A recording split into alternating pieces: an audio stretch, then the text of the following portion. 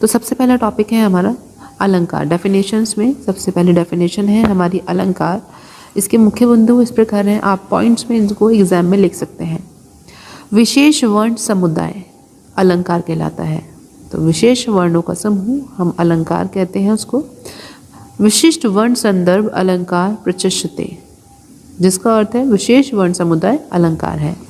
यह संस्कृत भाषा का शब्द है। इसका दूसरा नाम है पलटा, जिसका अर्थ होता है उलटना। चढ़ते हुए क्रम को हम आरोह कहते हैं और उतरते हुए क्रम को हम अवरोह कहते हैं। अलंकार क्रम अनुसार और नियमबद्ध होते हैं। इसके 4 प्रकार हैं, सरल, जटिल, उर्दू और मेरुखंड। भरत मुनि के अनुसार राग सौंदर्य का गहना है।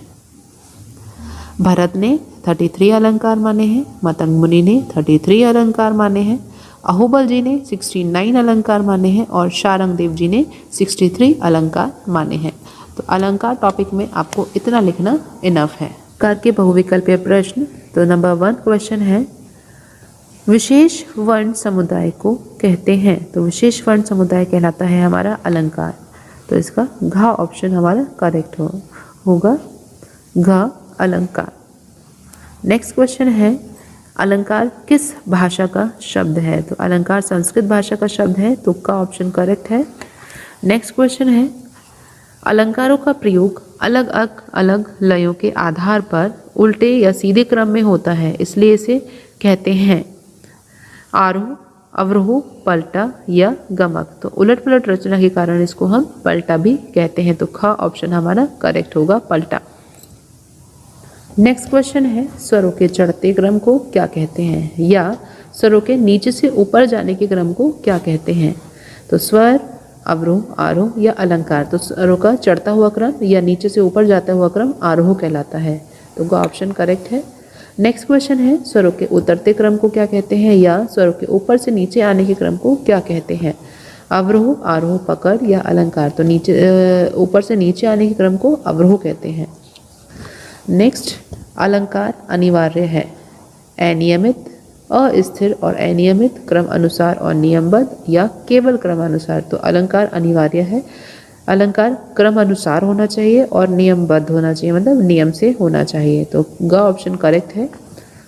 नेक्स्ट, अलंकार का साधारण अर्थ क्या है, आभूषण या गहना, पलटा, उलटना या रस। तो अलंकार का साधारण अर्थ है आभूषण या गहना। अलंकार का दूसरा नाम क्या है, पलटा, आभूषण, गहना या अवरोह। तो अलंकार का दूसरा नाम है पलटा। अलंकार को पलटा नाम से भी जानते हैं, उलट पुलट रचना के कारण इसको हम पलटा भी कहते हैं। नेक्स्ट क्वेश्चन है, नियमित स्वर समूहों को कहते हैं आलाप, अलंकार, स्वर या आरोह। तो नियमित स्वर समूहों को हम अलंकार कहते हैं। तो ख ऑप्शन करेक्ट है। नेक्स्ट क्वेश्चन, संगीत सिखाते समय सबसे पहले क्या सिखाया जाता है, तान, अलंकार, आलाप या राग। तो सबसे पहले संगीत में हम अलंकार पढ़ाते हैं। नेक्स्ट क्वेश्चन है, अलंकार कितने प्रकार के होते हैं, 2, 3, 5 या 4। तो अलंकार मुख्य 4 प्रकार के होते हैं, जटिल, अर्धजटिल, उर्दू और मेरुखंड। नेक्स्ट क्वेश्चन है, निम्न में से कौन सा अलंकार का प्रकार नहीं है, जटिल, मेरुखंड, उर्दू और आरोह। तो आरोह हमारा अलंकार का प्रकार नहीं है। नेक्स्ट क्वेश्चन है, निम्न में से कौन सा अलंकार का प्रकार है, मेरुखंड, आरोह, अवरोह या पकड़। तो अलंकार का प्रकार निम्न में से है मेरुखंड। तो का ऑप्शन करेक्ट है। नेक्स्ट क्वेश्चन है, अलंकार राग सौंदर्य का गहना है, यह किसका कहना है। तो भरत मुनि के अनुसार अलंकार राग सौंदर्य का गहना है। ये एमसीक्यू बोर्ड में आ चुका है। नेक्स्ट क्वेश्चन है, पलटा शब्द कौन से काल में प्रचलित हुआ। तो ये भी हमारा एमसीक्यू जो बोर्ड में आ चुका है। तो अलंकार में पलटा शब्द मुस्लिम काल में प्रचलित हुआ। तो मुस्लिम काल। पलटा का अर्थ है उलटना, का उलटना। क्वेश्चन नंबर 17, अहोबल ने कितने अलंकार माने हैं, 60, 65, 69 या 64। तो अहोबल जी ने 69 अलंकार माने हैं। क्वेश्चन नंबर 18, शारंग देव जी ने कितने अलंकार माने हैं, 63, 65, 53 या 62। तो शारंग देव जी ने कुल 63 अलंकार माने हैं।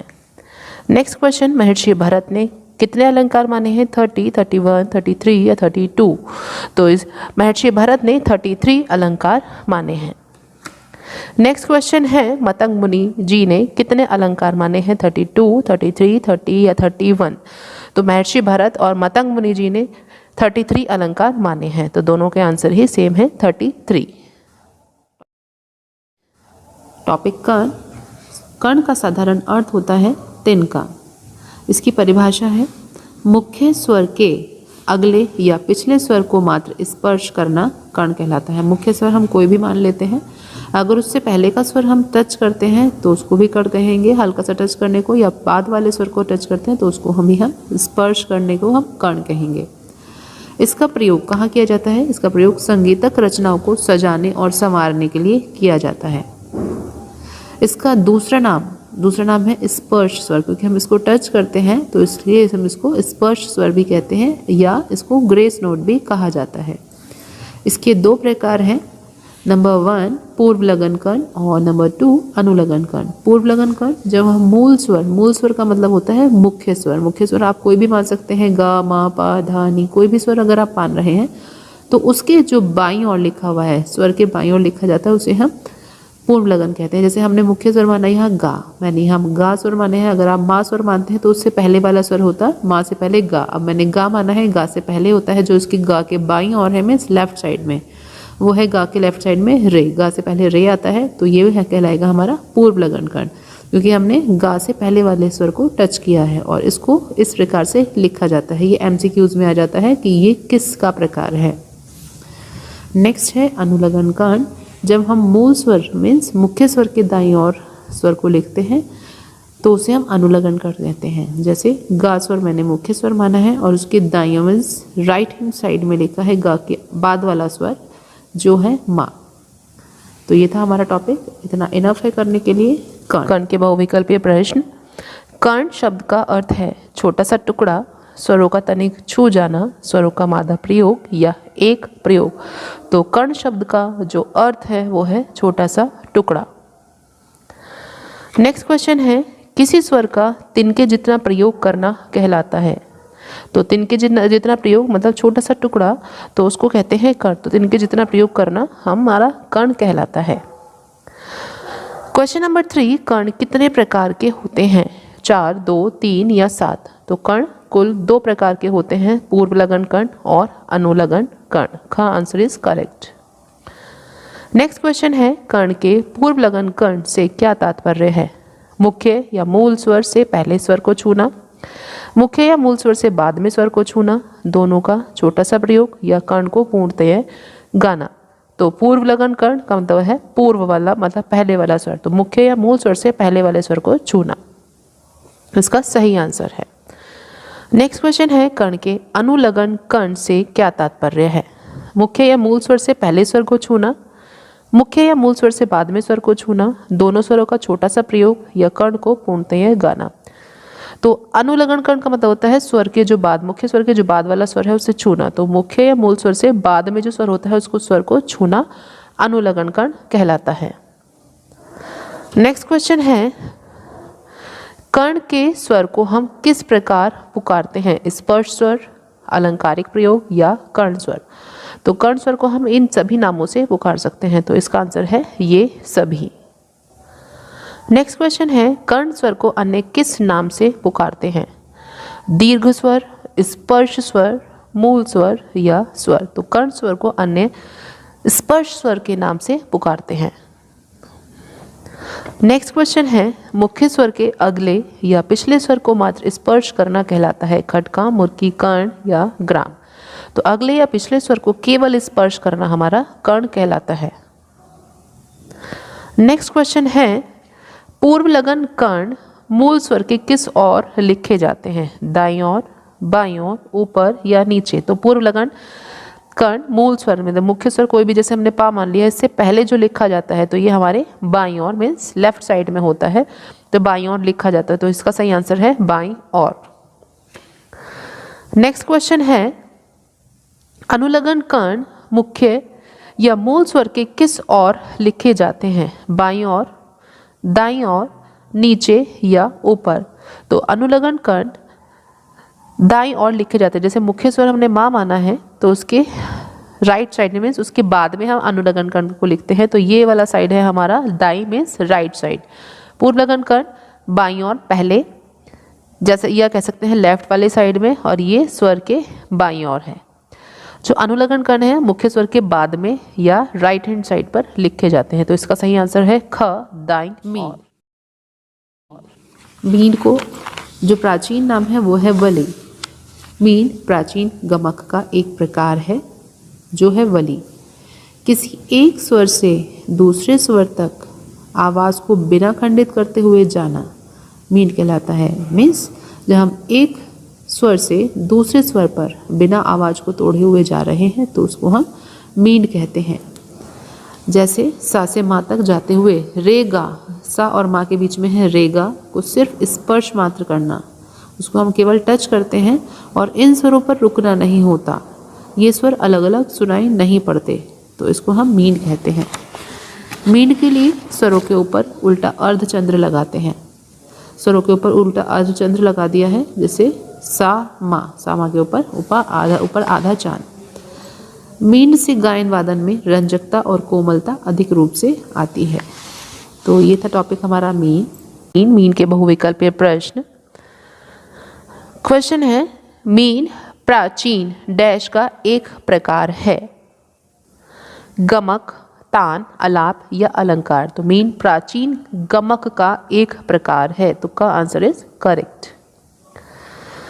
नेक्स्ट क्वेश्चन है, मीन का प्राचीन नाम क्या है? त्रिप, स्फुरित, वली या आहत। तो मीन का प्राचीन नाम है वली। नेक्स्ट क्वेश्चन है, आवाज को बिना खंडित किए एक स्वर से दूसरे स्वर पर जाना कहलाता है। मीन, आलाप, तान या गमक। तो आवाज को वो बिना खंडित किए एक स्वर से दूसरे स्वर पर जाना मीन कहलाता है, तो करेक्ट आंसर है क मीन। नेक्स्ट क्वेश्चन है, सा स्वर से मा स्वर तक जाते हुए रे गा को सिर्फ स्पर्श करते हुए जाना कहलाता है आलाप, तान, मुर्की या मीन। जो हम सा से मा पर जा रहे हैं, बीच वाले स्वरों को केवल स्पर्श कर रहे हैं, तो उसको हम कहते हैं मीन। घ answer is correct. Question number 5, mean के लिए किस चिन्ह का प्रयोग किया जाता है? प्लस, जीरो या उल्टा आधा चांद या क्रॉस। तो मीन के लिए उल्टा अर्धचंद, जैसे सामा और उसके ऊपर आधा चांद, इस तरीके से लगाया जाता है, तो आंसर है ग। नेक्स्ट क्वेश्चन है, मीन लिखने के लिए उल्टा अर्धचंद्र कहाँ लगाते हैं? दाईं ओर, बाईं ओर, ऊपर या नीचे। तो मीन लिखने के लिए उल्टा अर्धचंद्र सा के ऊपर और माँ के ऊपर जो उल्टा अर्धचंद्र लगाया है ये ऊपर लगाया है, तो इसका सही आंसर है ऊपर। नेक्स्ट क्वेश्चन है, मीन के कितने प्रकार होते हैं? 3, 4, 1 या 2। तो मीन के 2 प्रकार होते हैं, अनुलोम और विलोम। नेक्स्ट क्वेश्चन है, अटूट ध्वनि में स्वरों को गाना बजाना कहलाता है। तान, आलाप, मीन या कर्ण। तो अटूट ध्वनि में स्वरों को गाना बजाना मीन कहलाता है। नेक्स्ट टॉपिक है खटका। खटका का साधारण अर्थ है डर, भय, संदेह। यह भी एक प्राचीन गमक का एक प्रकार है। इसकी जो परिभाषा है, जब 4 या 4 से अधिक स्वरों को गोलाई बनाकर द्रुत लय मतलब तेज लय में प्रयोग करते हैं तो उसे खटका कहते हैं। खटका लिखने के लिए स्वर को कोष्ठक अर्थात ब्रैकेट, जो ब्रैकेट होता है ब्रैकेट में लिखते हैं। जैसे पास्वर पर हमें खटका दिखाना है तो बा को हमने ब्रैकेट में लिखा है, अर्थात धा के जो बाद वाला स्वर है पहले हमने वो लिया है, पा के बाद आता है धा, फिर अगेन जो हमने मेन स्वर माना है पा, फिर इससे पहले वाला स्वर मा, फिर अगेन पा, धा पा, मा पा। इसका अधिक प्रयोग ठुमरी, दादरा और टप्पा में किया जाता है। तो ये शॉर्ट में इतना लिखना इनफ है। खटका के बहुविकल्प प्रश्न। खटका शब्द से क्या अभिप्राय है? भय, डर, स्वर, सजीवता या आलाप। तो खटका शब्द से अभिप्राय है भय या डर। नेक्स्ट क्वेश्चन है, खटका में एक साथ कितने स्वरों को गाया बजाया जाता है, या खटके में कितने स्वर प्रयोग होते हैं? 4, 3, 7 या 2। तो खटके में 4 स्वरों का प्रयोग किया जाता है। नेक्स्ट क्वेश्चन है, खटका का प्राचीन नाम है लीन, कंपित, आंदोलित या वली। तो खटका का प्राचीन नाम है कंपित। नेक्स्ट क्वेश्चन है, खटका प्राचीन डैश का एक प्रकार है। तो खटका प्राचीन गमक का एक प्रकार है, तो सही आंसर है क गमक। नेक्स्ट क्वेश्चन है, स्वर लिपि में खटका दिखाने के लिए किस प्रकार लिखा जाता है? सा रे और छोटा सा नीचे गा, सा मा और ऊपर आधा चांद, पा को ब्रैकेट में, या गा और छोटा सा ऊपर राइट साइड में मा। तो खटका दिखाने के लिए स्वरों को ब्रैकेट में लिखा जाता है, तो सही आंसर है ग प स्वर को ब्रैकेट में जो किया हुआ है। नेक्स्ट क्वेश्चन है, खटका दिखाने के लिए स्वर को लिखा जाता है 4 स्वरों को अलग अलग, मुख्य स्वर के दाईं ओर, मुख्य स्वर के बाईं ओर, या ब्रैकेट के अंदर। तो खटका दिखाने के लिए स्वर को ब्रैकेट के अंदर लिखा जाता है, जैसे यहाँ दिखाया गया है। तो सही आंसर है घ ब्रैकेट के अंदर। नेक्स्ट क्वेश्चन है, कोष्टक ब्रैकेट का प्रयोग किसके लिए होता है? मीन, खटका, कर्ण या मुर्की। तो ब्रैकेट का प्रयोग खटका के लिए किया जाता है। नेक्स्ट टॉपिक है मुर्की। मुर्की का साधारण अर्थ होता है कानों में डाली जाने वाली मुर्की। इसका प्राचीन नाम है स्फुरति, है भी प्राचीन गमक के अंतर्गत आता है। इसमें 3 स्वरों को तेज गति में गाया जाता है। खटका था जब 4 या 4 से अधिक स्वरों को गोलाई बनाकर द्रुत लय में गाए जाते हैं, और इसमें 3 स्वरों को तेज गति में गाते हैं। और इसके लिखने का तरीका है, 3 स्वर हैं सा रे, और थर्ड वाला स्वर हमने छोटा सा नीचे लिखना है, या रे नी और छोटा सा स्वर नीचे लिखेंगे। इसका प्रयोग भी ठुमरी, दादरा और टप्पा खटका की तरह इसमें किया जाता है। खटका में भी ठुमरी, दादरा और टप्पा में इसका प्रयोग किया जाता है, और मुर्की में भी ठुमरी, दादरा और टप्पा में प्रयोग किया जाता है। इसके एग्जाम्पल्स अच्छे से करेंगे, क्योंकि एग्जाम्पल्स देकर पूछा जाता है ये किसके अंतर्गत आता है, या मैचिंग में भी आ जाता है। जैसे सा रे और छोटा सा आ जाएगा, और सभी के एग्जाम्पल देके उनको मैच करना हो। मुर्की के बहुविकल्पीय प्रश्न। प्रश्न नंबर 1, मुर्की क्या है? स्वर, अलंकारिक प्रयोग, आलाप या ताने। तो मुर्की एक अलंकारिक प्रयोग है। नेक्स्ट क्वेश्चन, मुर्की में कितने स्वर का गायन होता है? 4, 2, 3 या 1। तो मुर्की में 3 स्वरों का गायन किया जाता है। नेक्स्ट, मुर्की का प्रयोग संगीत के किन प्रयोगों में होता है? आलाप, तान, राग या ये सभी। तो मुर्की का प्रयोग संगीत में आलाप, तान और राग इन सभी में किया जाता है। तो आंसर है ये सभी। नेक्स्ट क्वेश्चन है, स्वर लिपि में मुर्की दिखाने के लिए स्वरों को किस प्रकार लिखा जाता है? तो स्वर लिपि में मुर्की दिखाने के लिए स्वरों को पा ब्रैकेट में, सा रे और छोटा सा नीचे सा रे ऊपर तीसरा स्वर गा, या इनमें से कोई नहीं। तो स्वर लिपि में मुर्की दिखाने के लिए स्वरों को इस प्रकार से लिखा जाता है। बड़े स्वर लिखने के बाद छोटा सा स्वर नीचे लिख दिया जाता है। नेक्स्ट क्वेश्चन है, मुर्की का प्राचीन नाम है वली, लीन, कंपित या स्फुरित। तो मुर्की का प्राचीन नाम है स्फुरित। आइए देखते हैं संगीत रत्नाकर शॉर्ट में। इस ग्रंथ को सप्ताध्यायी ग्रंथ भी कहा जाता है। इसके जो लेखक हैं वो पंडित शारंग देव जी हैं। इसका लेखन समय है 13वीं सदी। यह 13वीं सदी में लिखा गया। इसका जो आधार ग्रंथ, ये किस का आधार ग्रंथ है? ये उत्तरी और दक्षिणी संगीत पद्धति का आधार ग्रंथ है। इन्होंने भरत मुनि जी का अनुसरण किया है। मूर्छना और साधना चतुष्टय में इनकी मौलिकता और प्रतिभा दिखाई देती है। इसमें नाद, श्रुति, स्वर, ग्राम, मूर्छना और जाति के बारे में पूरा विवरण दिया गया है। इसमें कुल 7 अध्याय हैं, इसलिए इसको सप्ताध्यायी कहा गया है। कौन कौन से अध्याय हैं इसमें देखते हैं। स्वर अध्याय, राग विवेकाध्याय, प्रकीर्ण अध्याय, प्रबंध अध्याय, ताल अध्याय, वाद्य अध्याय और नृत्य अध्याय। कैसे याद कर रहे हैं? स्वर संगीत में सबसे पहले करते हैं स्वर अध्याय, स्वर की बात करते हैं राग अध्याय, राग के बाद प्रकीर्ण अध्याय, प्रबंध अध्याय, ताल अध्याय, ताले के है वाद्य अध्याय, और वाद्य पे होता है नृत्य अध्याय। तो ये 7 अध्याय लर्न करने हैं। इसके बाद इसके बारे में कितना हमें लिखना है। स्वर अध्याय में किन किन चीज़ों का वर्णन दिया गया है। इसमें नाद, श्रुति, स्वर, ग्राम, मूर्छना, वर्ण, अलंकार और थाट, इन सभी का इसमें वर्णन दिया गया है। नेक्स्ट अध्याय राग विवेकाध्याय। इसमें ग्राम राग, उपराग, भाषा, विभाषा, अंतर्भाषा, रागांग, भाषांग, उपांग और क्रियांग, इन्होंने सभी रागों को 10 भागों में विभाजित किया और ये 10 राग निम्न प्रकार हैं। ग्राम राग से 30 राग, राग से 20, उपराग से 8, भाषा से 96, विभाषा से 20, अंतर्भाषा से 4, रागांग से 8, भाषांग से 21, उपांग से 3 और क्रियांग से 12। नेक्स्ट अध्याय है प्रकीर्ण अध्याय। इसमें इन्होंने वाग्यकार के 28 गुणों का विवेचन किया है। नंबर 4 अध्याय है प्रबंध अध्याय। इसमें इन्होंने देशी संगीत, मार्गी संगीत, निबद्ध गान, अनिबद्ध गान, रागलाप और रूपकलाप इनका वर्णन दिया है। ताल अध्याय में इन्होंने मार्गी और देशी तालों का वर्णन दिया है। मार्गी तालें इन्होंने 5 बताई हैं और देशी 120 तालें बताई हैं। टोटल 125 तालों का इन्होंने वर्णन दिया है। वाद्य अध्याय, वाद्य अध्याय में इन्होंने तत्वाद्य, सुशिर, अवनद और घन वाद्यों का पूर्ण परिचय दिया है। नृत्य अध्याय में इन्होंने नृत्य और नाट्य संबंधी विषयों पर प्रकाश डाला है।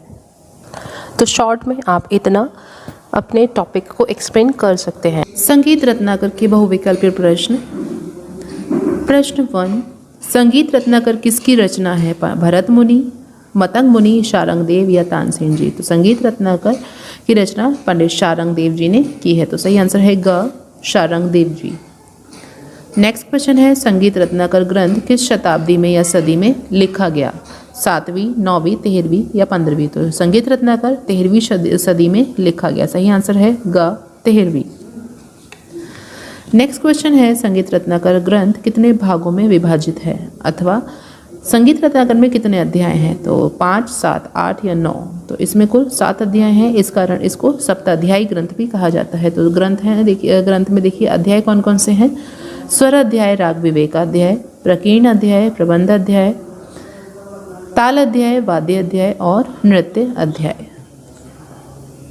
नेक्स्ट क्वेश्चन है पंडित शारंगदेव जी का जन्म डैश में हुआ? 1201, 1212, 1205 या 1210? तो पंडित शारंगदेव जी का जन्म 1210 में हुआ था। तो सही आंसर है घ, 1210। नेक्स्ट क्वेश्चन है संगीत रत्नाकर कौन सी भाषा में लिखा गया? संस्कृत, उर्दू, हिंदी या फारसी? तो संगीत रत्नाकर ग्रंथ संस्कृत भाषा में लिखा गया। तो सही आंसर है क, संस्कृत।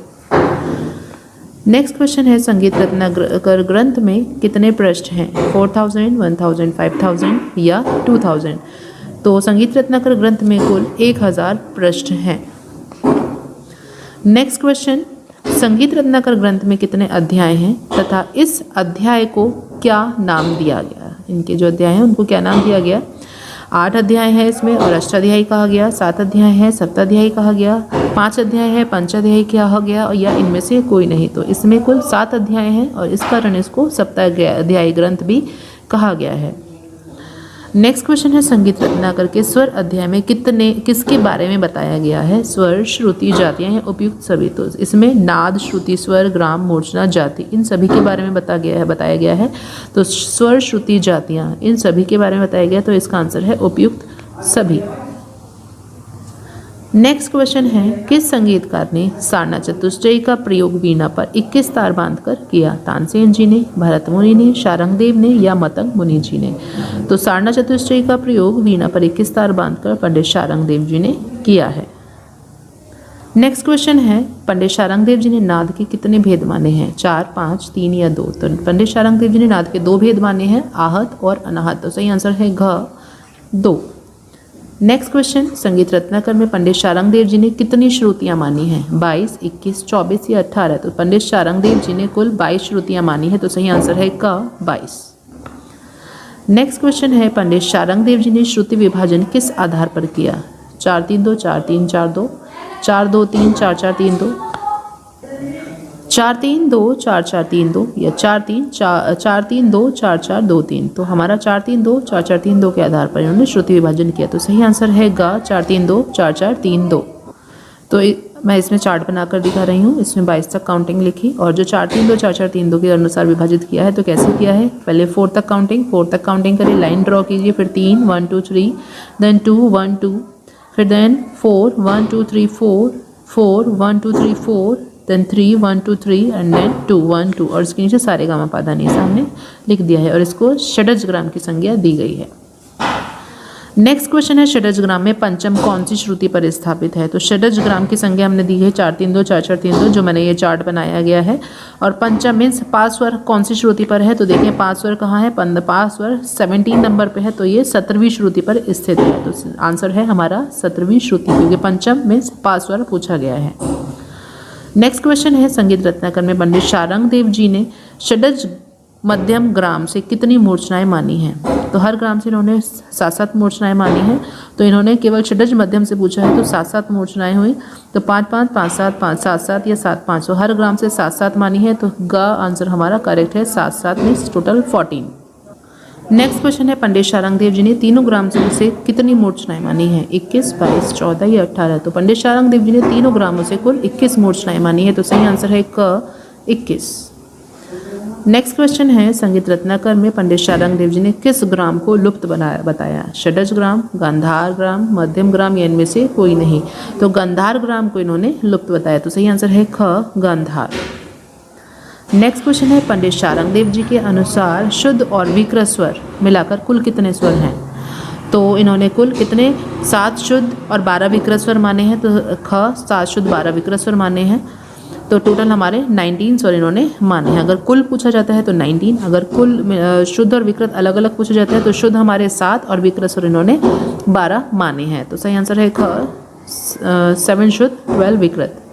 नेक्स्ट क्वेश्चन है पंडित जी के अनुसार कौन से थाट को शुद्ध माना गया है। बिलावल, काफी, भैरव या उपयुक्त में से कोई भी नहीं।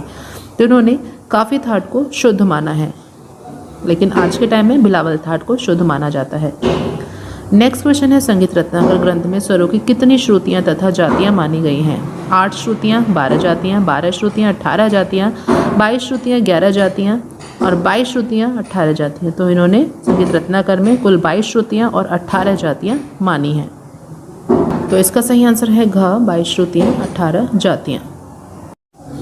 नेक्स्ट क्वेश्चन संगीत रत्नाकर ग्रंथ के राग विवेकाध्याय में कितने रागों का वर्णन मिलता है तथा इसमें कितने भाग बताए गए हैं। 264 राग और 10 भाग, 265 राग 9 भाग, 134 राग 10 भाग या 264 राग 12 भाग। तो संगीत रत्नाकर ग्रंथ में राग विवेकाध्याय में 264 रागों का वर्णन किया गया है और इनको 10 भागों में विभाजित किया गया है। तो सही आंसर है क 264 राग और 10 भाग। नेक्स्ट क्वेश्चन है संगीत रत्नाकर में कितने रागों का वर्णन है। 264, 265, 216 या 254। तो इसमें कुल 264 रागों का वर्णन है। तो सही आंसर है क 264। नेक्स्ट क्वेश्चन संगीत रत्नाकर ग्रंथ के प्रकीर्ण अध्याय में वाक्यकार के कितने लक्षण या गुण बताए गए हैं। 12, 23, 28 या 23। तो कुल 28 गुणों का या लक्षणों का वर्णन किया गया है। नेक्स्ट क्वेश्चन पंडित शारंग देव जी के अनुसार वाक्यकार वह है जिसे स्वर व शब्द रचना का ज्ञान हो। दूसरा स्टेटमेंट है वाक्यकार के 28 गुण बताए गए हैं। तो कौन कौन से कथन ठीक हैं देखते हैं। पंडित शारंग देव जी के अनुसार वाक्यकार वह है जिसमें स्वर और शब्द रचना दोनों का ज्ञान हो। तो ये आंसर सही है। जिसे शब्द और स्वर रचना दोनों आती हो उसको वाक्यकार कहा गया है। और वाक्यकार के कुल 28 गुण बताए गए हैं। तो दोनों आंसर सही हैं। तो कथन अ और कथन ब दोनों सही है। कथन आ भी सही है, कथन ब भी सही है। तो इस नंबर क हमारा आंसर करेक्ट है। नेक्स्ट क्वेश्चन है संगीत रत्नाकर के प्रबंध अध्याय में संगीत को कौन कौन से भागों में बांटा गया है। देशी और मार्गी संगीत, निबद्ध और अनिबद्ध संगीत, राग अलाप और रूपक अलाप या उपरोक्त सभी। तो उपरोक्त सभी हमारा आंसर करेक्ट है। तो प्रबंध अध्याय में निम्न भागों में देशी और मार्गी, निबद्ध, अनिबद्ध और राग अलाप रूपक अलाप में बांटा गया है। नेक्स्ट क्वेश्चन है संगीत रत्नाकर में पंडित जी ने ताल के कितने प्रकार माने हैं। 3, 2, 4 या 5। तो संगीत रत्नाकर में पंडित जी ने ताल के 2 भाग माने हैं। 2 प्रकारों में बांटा गया है, मार्गी और देशी संगीत, देशी ताले, मार्गी ताले और देशी ताले। नेक्स्ट क्वेश्चन संगीत रत्नाकर के ताल अध्याय में कितनी देशी ताले बताई गई हैं। 118, 120, 122 या 125। तो ताल अध्याय में कुल 120 ताले बताई गई हैं। 122 देशी ताले बताई गई हैं। संगीत रत्नाकर ग्रंथ के ताल अध्याय में ताल के किस अंग के बारे में वर्णित नहीं किया गया। मात्राएं विभाग, ताली खाली, उपयुक्त, दोनों या सभी अंग वर्णित हैं। तो इसमें तालाध्याय में ताल के किस अंग के बारे में नहीं बताया गया है, इसमें सभी अंगों के बारे में बताया गया है, तो सभी अंग वर्णित हैं।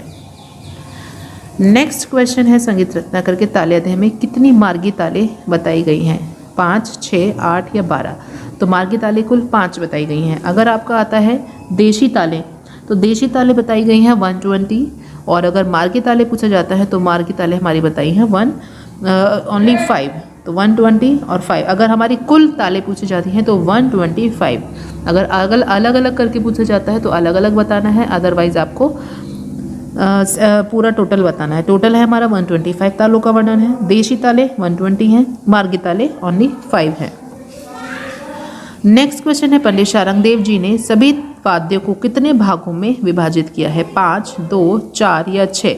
तो सभी वाद्यों को इन्होंने 4 भागों में विभाजित किया है। कौन कौन से? तत्वाद्य, सुशिर वाद्य, अवनद वाद्य और घन वाद्य।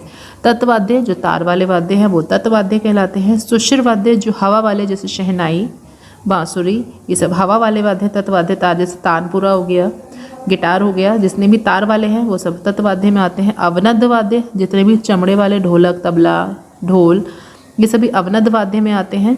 और घन वाद्य जितने भी धातु वाले वाद्य हैं वो घन वाद्य के, जैसे घंटा, मंजीरा, चिमटा, ये सभी घन वाद्य के अंतर्गत आते हैं।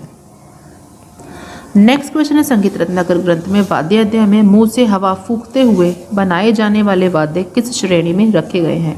मुंह से हवा फूंकते हुए जिसमें हवा वाले वाद्य हैं वो कहलाते हैं सुशिर वाद्य। तो इसका सही आंसर है सुशिर वाद्य, जैसे कि मैंने पहले क्वेश्चन में बताया है। सुशिर वाद्य हवा वाले वाद्य होते हैं, जैसे शहनाई, तो हवा वाले जो हवा फूंकते हुए बजाए जाते हैं उनको सुशिर वाद्य कहा जाता है। नेक्स्ट क्वेश्चन है सितार, गिटार, सारंगी, वीणा वाद्य के किस प्रकार के अंतर्गत आते हैं।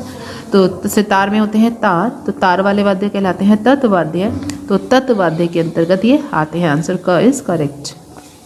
नेक्स्ट क्वेश्चन बांसुरी, शहनाई, शंख, ये हवा वाले वाद्य हैं, किस वाद्य के अंतर्गत आते हैं। तो ये सुशिर वाद्य के अंतर्गत आते हैं, तो सही आंसर है ग, सुशिर वाद्य। नेक्स्ट क्वेश्चन ढोल, तबला, ढोलक, डमरू, नगाड़ा किस वाद्य के अंतर्गत आते हैं। तो ये हमारे ढोल, ये है हमारा चमड़े वाला वाद्य जो कहलाता है अवनद वाद्य। तो ये सभी अवनद वाद्य के अंतर्गत आते हैं, तो सही आंसर है ख, अवनद वाद्य। नेक्स्ट क्वेश्चन है घंटी, मंजीरा, झांझ, खड़ताल, नल तरंग, पलेट तरंग किस वाद्य के अंतर्गत आते हैं। तो घंटी, मंजीरा हमारे होते हैं धातु से बने हुए, तो धातु वाले कहलाते हैं हमारे घन वाद्य, तो सही आंसर है हमारा घन वाद्य। नेक्स्ट क्वेश्चन है निम्न में से कौन सा संगीत रत्नाकर ग्रंथ का अध्याय नहीं है। प्रकीर्ण अध्याय, स्वर अध्याय, ताल अध्याय और राग अध्याय। तो प्रकीर्ण अध्याय, स्वर अध्याय, ताल अध्याय ये संगीत रत्नाकर ग्रंथ के अध्याय हैं, बट राग अध्याय इसका अध्याय नहीं है। तो इसका जो सही आंसर है वो है घ, राग अध्याय। नेक्स्ट क्वेश्चन निम्न में से कौन सा संगीत रत्नाकर ग्रंथ का अध्याय है। नृत्य अध्याय, जातीय अध्याय, वर्ण अध्याय, समय अध्याय। तो नृत्य अध्याय हमारा संगीत रत्नाकर ग्रंथ का अध्याय है, तो सही आंसर है क, नृत्य अध्याय। नेक्स्ट, संगीत रत्नाकर के किस अध्याय में नृत्य और नाट्य संबंधी विषयों पर प्रकाश डाला है। तो नृत्य और नाट्य संबंधी विषयों पर प्रकाश नृत्य अध्याय में डाला गया है, तो सही आंसर है ग, नृत्य अध्याय। फैयाज खां जी की जीवनी। फैयाज खां जी का जन्म 1886 में हुआ था। इनका जन्म स्थान है सिकंदरा, आगरा। इनके पिता का नाम सफदर हुसैन था। इनके जो गुरु थे वो थे इनके नाना। इनसे इन्होंने 5 से 25 वर्ष तक शिक्षा प्राप्त की। इन्होंने जो उपलब्धियां या पुरस्कार जो प्राप्त किए हैं वो हैं स्वर्ण पदक 1906 ईस्वी में इन्होंने प्राप्त किया। आफ्ताब मौसीकी जो मोस्टली आता रहता है क्वेश्चन, ये इन्होंने 1911 ईस्वी में प्राप्त किया। बड़ौदा के महाराज सियाजी राव ने इनको अपने दरबार में दरबारी गायक नियुक्त किया। बंगाल संगीत परिषद तथा इलाहाबाद विश्वविद्यालय से इनको सम्मान मिला 1935 में। लाहौर रेडियो स्टेशन से प्रस्तुतियां इन्होंने दी। इनकी जो विशेषताएं रही हैं, ये काफ़ी नीचे स्वर से गाया करते थे। जोरदार और भरावट आवाज़ थी। सभी तरीके के गायन में ये निपुण थे। ख्याल, ध्रुपद, धमार ये अच्छी तरह गाते थे। ख्याल में भी ये नोम तोम का लाप करते थे और बीच में तू ही अनंत हरि कभी कभी गाया करते थे। इनका जो रचनात्मक नाम था वो है प्रेम प्रिया। इनके शिष्य थे दलीप चंद्र बेदी, अता हुसैन, लताफत हुसैन और शराफत हुसैन। इनकी मृत्यु 5 नवंबर 1950 में हुई। उस समय ये 64-65 की उम्र में थे। इनके प्रिय राग थे जयजयवंती, तोड़ी, ललित, दरबारी और रामकली, और ये आगरा घराने से बिलोंग करते थे। फैयाज खां जी के बहुविकल्पीय प्रश्न। प्रश्न नंबर 1, उस्ताद फैयाज खां का जन्म कब हुआ? 1866, 1896, 1886 या 1876? तो उस्ताद फैयाज खां जी का जन्म 1886 में हुआ था, तो सही आंसर है ग 1886। नेक्स्ट क्वेश्चन, अपनी रचनाओं में प्रेम प्रिया शब्द कौन से गायक गाते थे? तानसेन, बैजू बावरा, उस्ताद फैयाज खां या उस्ताद बड़े गुलाम अली खां? तो अपने रचनाओं में प्रेम प्रिया शब्द उस्ताद फैयाज खां जी गाते थे। नेक्स्ट क्वेश्चन है, अलाप करते समय बीच बीच में तू ही अनंत हरी कौन गाते थे? उस्ताद फैयाज खां, अब्दुल करीम खां, उस्ताद बड़े गुलाम अली खां या श्री कृष्ण राव शंकर पंडित? तो फैयाज खां जी बीच बीच में तू ही अनंत हरी गाते थे। नेक्स्ट क्वेश्चन, किस गायक को आफ्ताबे मौसीकी से नवाजा गया है? तो आफ्ताबे मौसीकी से, ये कई बार क्वेश्चन आ चुका है बोर्ड में, तो इस आफ्ताबे मौसीकी से उस्ताद फैयाज खां जी को नवाजा गया है। नेक्स्ट क्वेश्चन है, फैयाज खां का जन्म कहाँ हुआ? सिकंदराबाद, गुजरात, इलाहाबाद या शामली? तो इनका जन्म सिकंदराबाद में हुआ था, तो सही आंसर है क सिकंदराबाद। नेक्स्ट क्वेश्चन है, फैयाज खां किस घराने के गायक थे? आगरा घराना, किराना घराना, बनारस घराना या ग्वालियर घराना? तो फैयाज खां जी आगरा घराने से बिलोंग करते थे। नेक्स्ट क्वेश्चन है, फैयाज खां के पिता का क्या नाम था? हुसैन खां, सफदर हुसैन, निसार खां या काले हुसैन? तो फैयाज खां जी के पिता का नाम सफदर हुसैन था। नेक्स्ट क्वेश्चन है, सन 1911 में फैयाज खां को किस उपाधि से नवाजा गया? स्वर्ण पदक से, आफ्ताबे मौसीकी से, आफ्ताबे शायरी से या रंगीले शायरी से? तो आफ्ताबे मौसीकी से फैयाज खां जी को 1911 में नवाजा गया था। नेक्स्ट क्वेश्चन है, फैयाज खां की रचित रचनाओं का नाम क्या है? रसिक प्रिया, प्रेम प्रिया, रचना प्रिया या प्रेम विहाग? तो इनकी जो रचित रचनाएं हैं उनका नाम है प्रेम प्रिया। नेक्स्ट क्वेश्चन है, तड़पत हूँ जैसे जल बिन मीन रचना किस राग की है जो फैयाज खां द्वारा गाई गई है? राग ललित, राग जोग, राग भैरव या राग बिहाग? तो इसका सही आंसर है राग ललित।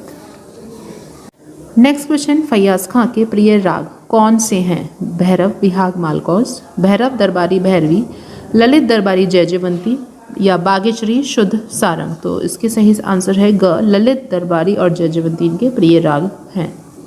नेक्स्ट क्वेश्चन है, फैयाज खां की मृत्यु कब हुई? 7 नवंबर 1960, 5 नवंबर 1950, 6 सितंबर 1950 या 5 नवंबर 1960? तो इसका सही आंसर है फैयाज खां जी की जो मृत्यु हुई वो 5 नवंबर 1950 को हुई थी। आइए स्टार्ट करते हैं। रूपक ताल। रूपक ताल में 7 मात्राएं होती हैं, 3 विभाग होते हैं जो 3-2-2 के होते हैं। ताली, इसमें 4 और छठी मात्रा पर ताली दी जाती है। खाली, इसमें पहली मात्रा पर खाली होती है। इसको गीत, गज़ल, सुगम संगीत तथा शास्त्रीय संगीत के साथ बजाया जाता है। यह तबले की ताल है। आइए स्टार्ट करते हैं एक गुण। सबसे पहले हमने 7 तक काउंटिंग लिखी है। काउंटिंग लिखने के बाद हमने इसको 3-2-2 के विभाग में बांट दिया है। पहले विभाग में 3 मात्रा, फिर 2 मात्रा एंड अगेन 2 मात्रा। इसके जो बोल हैं वो है ती, तिन, ना, धिन, ना, धिन, ना। इसके बोल हैं। इसके एक मात्रा के नीचे आपको काउंटिंग के नीचे लिख देना है। और इसके जो साइन है वो है 0, 2, 3। विभाग में जो सबसे पहली मात्रा है, जैसे ये विभाग है, इसमें सबसे पहली मात्रा है 1, इसके नीचे हम इसका साइन लगाते हैं। इसके नीचे हमने लगाया 0, 4 के नीचे 2, 6 के नीचे 3। आइए स्टार्ट करते हैं इसके दुगुन। दुगुन के लिए मैंने पूरी ताल को लिखा है 2 बार, तीना, धीना, धीना, तिन, तिन्ना, धीना, धीना। पूरी ताल को 2 बार लिखने के बाद इसको 2-2 के पेयर्स में बांधेंगे। अगर पेयर्स कम पड़ते हैं या ज़्यादा होते हैं तो हमारी ताल में हमने कहीं मिस्टेक की है। इसके बाद ऊपर लिखेंगे इसमें हम काउंटिंग 1, 2, 3, 4, 5, 6, 7 और 3-2-2 के विभाग हम इसके बना देंगे और इसके साइन 0, 2, 3।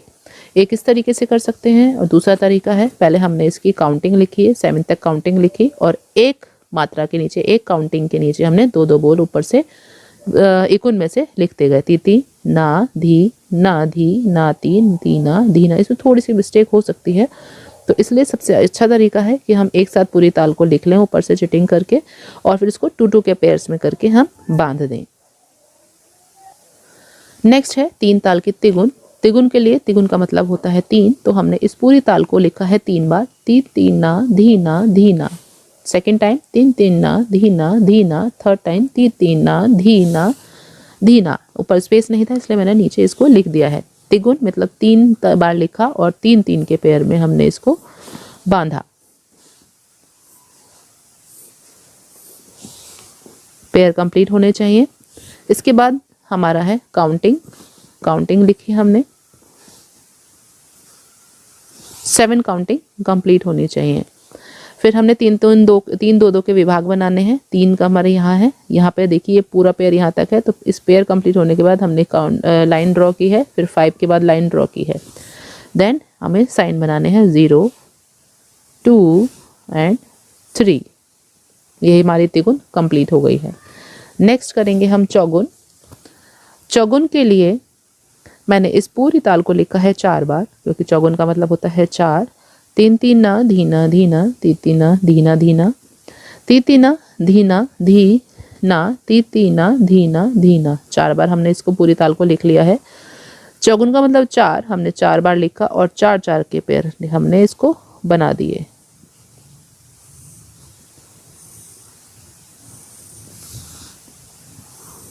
पेयर कंप्लीट है, इट मीन्स हमारी ये ताल ठीक है। फिर काउंटिंग लिखी है हमने, एक पेयर को हमने 1 मात्रा मानी है। 7 तक काउंटिंग हमारी कंप्लीट होनी चाहिए। फिर इसके बाद हमने 3, 2 के विभाग बनाए हैं। फिर इसके साइन 0, 2 एंड ये 3 हमने इसके साइन लगा दिए। आइए अब देखते हैं रूपक ताल से रिलेटेड बहुविकल्पी प्रश्न। रूपक ताल में कितनी मात्राएं होती हैं? 7, 10, 14 या 16। तो रूपक ताल में जैसा कि मैंने बताया 7 मात्राएं होती हैं। नेक्स्ट क्वेश्चन, रूपक ताल में कितने विभाग होते हैं? 2, 4, 3 या 5। तो रूपक ताल में कुल 3 विभाग होते हैं जो 3-2 के होते हैं, जो इस प्रकार मैंने दिखाए थे। नेक्स्ट क्वेश्चन, रूपक ताल के दूसरे विभाग में कितनी मात्राएं होती हैं? 2, 3, 4 या 5। तो देखिए पहला विभाग, ये दूसरा विभाग। दूसरे विभाग में कुल 2 मात्राएं हैं, तो इसका सही ऑप्शन है 2। नेक्स्ट क्वेश्चन, रूपक ताल में ताली किस मात्रा पर होती है? 3, 5, 3, 6, 4, 7 या 4, 6। तो चौथी और छठी मात्रा पर देखिए, 4 के नीचे काउंटिंग है और 6 के नीचे काउंटिंग है, तो चौथी और छठी मात्रा पर हमारी तालियां होती हैं। तो घ ऑप्शन हमारा करेक्ट है। नेक्स्ट क्वेश्चन है, रूपक ताल में खाली किस मात्रा पर होती है? पहली मात्रा, पांचवी मात्रा, चौथी मात्रा या छठी मात्रा। तो रूपक ताल में खाली पहली ही मात्रा पर दी जाती है, तो इसका सही आंसर है क, पहली मात्रा। नेक्स्ट क्वेश्चन है, तीतीना धीना धीना निम्न बोल किस ताल के हैं? तो धमार ताल, झप ताल, तलवाड़ा ताल या रूपक ताल। तो ये बोल है हमारे रूपक ताल। ये आपको बोल याद करने पड़ेंगे सभी तालों के। नेक्स्ट, तीतीना धीना धी नाती धी। तो ये 3-3 में पेयर में बंधा हुआ है, तो निम्न ताल किस लय में है? तो 3-3 के पेयर में है, तो ये होगा हमारा तिगुन में। तो सही ऑप्शन है क, तिगुन। नेक्स्ट क्वेश्चन है, 1, 2, 3 स्लैश 4, 5 स्लैश एंड 6, 7। 7 मात्रा की ताल है और 3-2-2 के विभाग में है, तो निम्न विभाग व्यवस्था किस ताल की है? झप ताल, रूपक ताल, धमार ताल, तिलवाड़ा ताल। तो 7 मात्रा की ताल है हमारा रूपक ताल और 3-2-2 के उसमें विभाग होते हैं, तो सही ऑप्शन है ख, रूपक ताल। नेक्स्ट क्वेश्चन है, निम्न में से रूपक ताल की विभाग व्यवस्था कौन सी है? तो रूपक ताल में होती हैं 7 मात्राएं और 3-2-2 के विभाग। तो देखिए 1, 2, 3 स्लैश 4, 5 स्लैश 6, 7। तो 3-2-2 के विभाग हैं, तो ग ऑप्शन हमारा करेक्ट है। नेक्स्ट क्वेश्चन है, रूपक ताल में कितनी ताली और खाली हैं? 1 ताली और 2 खाली, 2 ताली और 2 खाली, 0 ताली और 3 खाली, 2 ताली और 1 खाली। तो उसमें पहली मात्रा पर खाली होता है और चौथी और छठी मात्रा पर ताली होता है। मीन्स 2 ताली हैं और 1 खाली है, तो सही ऑप्शन है हमारा घ, 2 ताली और 1 खाली। नेक्स्ट क्वेश्चन है, रूपक ताल में कितने मात्राओं के कितने विभाग हैं? 2, 3, 2, 3 मात्राओं के 4 विभाग, 2, 2, 3 मात्राओं के 3 विभाग, 3, 2, 2 मात्राओं के 3 विभाग या 5, 2, 3, 4 मात्राओं के 4 विभाग। तो इसमें 3, 2, 2 मात्राओं के 3 विभाग होते हैं, तो सही ऑप्शन है हमारा ग, तीन दो दो मात्राओं के तीन विभाग। नेक्स्ट क्वेश्चन है किस ताल में पहली मात्रा पर खाली को लेकर विद्वानों में मतभेद है। तो खाली हमारा एक ही ताल है रूपक ताल, जिसमें पहली ही मात्रा पर खाली होती है। कुछ विद्वानों के अनुसार इसमें पहली मात्रा पर ताली होती है, परंतु कुछ के अनुसार इसमें खाली होती है। ताली और खाली को लेकर मतभेद है, तो इसका सही ऑप्शन है रूपक ताल। नेक्स्ट क्वेश्चन है ऐसी कौन सी ताल है जिसके सम पर खाली होता है। रूपक ताल, झप ताल, धमार ताल या तिलवाड़ा ताल। तो रूपक ताल ऐसी ताल है जिसके सम पर ही खाली होता है, और रूपक ताल तबले की ताल है। नेक्स्ट ताल है झप ताल। झप ताल में 10 मात्राएं होती हैं, 4 विभाग होते हैं जो 2-3-2-3 के होते हैं। ताली 1-3-8 पर मात्रा पर ताली होती है और खाली छठी मात्रा पर होती है। यह शास्त्रीय संगीत में मध्य तथा विलंबित लय में बजाई जाती है और यह तबले की ताल है। रूपक ताल भी तबले की ताल है और झप ताल भी तबले की ताल है। तो आइए देखते हैं इसके बोल, इसकी जो लयकारी है एक उनकी लयकारी। इसको ठाहा भी बोलते हैं, ठेका भी बोलते हैं। तो सबसे पहले हमने 10 तक काउंटिंग लिखी है। जैसा कि मैंने बताया इसमें 10 मात्राएं होती हैं। 2-3-2-3 मात्राओं के 4 विभाग होते हैं। पहले विभाग में 2 मात्रा, फिर 3, फिर 2, फिर 3। इसके बोल हैं धीना, धी धीना, तीना, धी धीना। इसके बोल एक साथ इसके चिन्ह एक साथ याद कर सकते हैं। सम 2 0 3। सम का मतलब ताली और जितने भी काउंटिंग्स हैं उनका मतलब भी ताली होता है। 0 का मतलब खाली। तो पहली विभाग में हम सबसे पहली मात्रा पर साइन लगाते हैं। तो पहली मात्रा पर क्रॉस मीन्स सम, तीसरी मात्रा के नीचे 2 मीन्स दूसरी ताली, और 8वीं मात्रा के नीचे 3 मीन्स तीसरी ताली, और छठी मात्रा पर खाली होता है। तो यही मैंने ऊपर बताया है कि इसमें 10 मात्रा, 2-3-2-3 मात्राओं के 4 विभाग, पहली, तीसरी और 8वीं मात्रा पर ताली और छठी मात्रा पर खाली है। तो ये थी हमारा एगुन या ठेका। आगे चलते हैं, देखिए दुगुन। दुगुन के लिए हमने, दुगुन का मतलब होता है 2 मीन्स हमने पूरी ताल को लिखा है 2 बार। धीना, धी धीना, तीना, धी धीना। नेक्स्ट धीना, धी धीना, तीना, धी धीना। पूरी ताल को हमने 2 बार लिखा है। इसके बाद इसको हम पेयर्स में बांधेंगे। दुगुन है तो 2 के पेयर में बांधना है।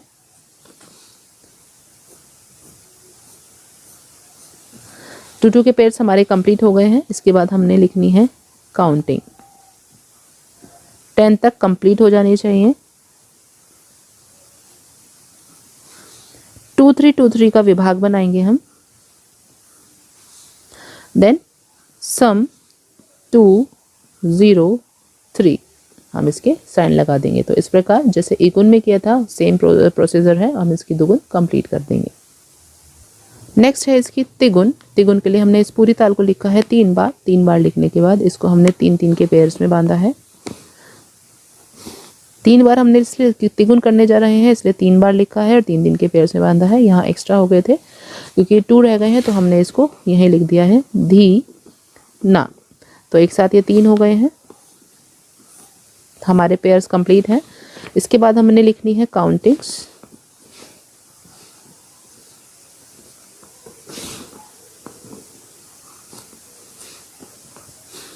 टू थ्री का विभाग बनाएंगे हम। Then sign cross 2 0 3। तो इस प्रकार हमारी तिगुन कंप्लीट हो गई है। पहले विभाग में 2, फिर 3, फिर ये छठी और सातवीं 2, फिर ये 3 मात्रा। आइए चलते हैं आगे चौगुन के लिए। चौगुन, चौगुन के लिए मतलब होता है 4। तो इस पूरी ताल को हमने लिखा है 4 बार। धीना, धी धीना, तीना, धी धीना, एक बार हो गया। धीना, धी धीना, तीना, धी धीना, 2 बार। फिर इसको हमने फिर 2 बार और लिख लिया है। फिर हमने इसको 4-4 के पेयर में बांधा है।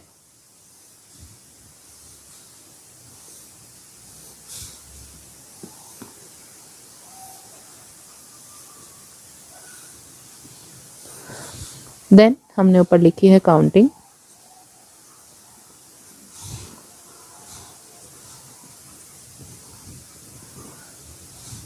इसके बाद हमने 2-3-2-3 की विभाग व्यवस्था बनाई है। देन इसके साइन क्रॉस 2 0 3। तो इस प्रकार हमारी चौगुन कंप्लीट हो जाएगी। तो आइए देखते हैं अब झप ताल से रिलेटेड बहुविकल्पीय प्रश्न। प्रश्न नंबर 1, झप ताल में कितनी मात्राएं होती हैं? तो जैसे कि हमने पढ़ा झप ताल में 10 मात्राएं होती हैं, तो सही ऑप्शन है क 10 मात्रा। नेक्स्ट क्वेश्चन है झप ताल में कितने विभाग होते हैं? 2-3-2-3 के हमने बताया यहाँ पे 4 विभाग होते हैं, तो इसका सही ऑप्शन है क 4।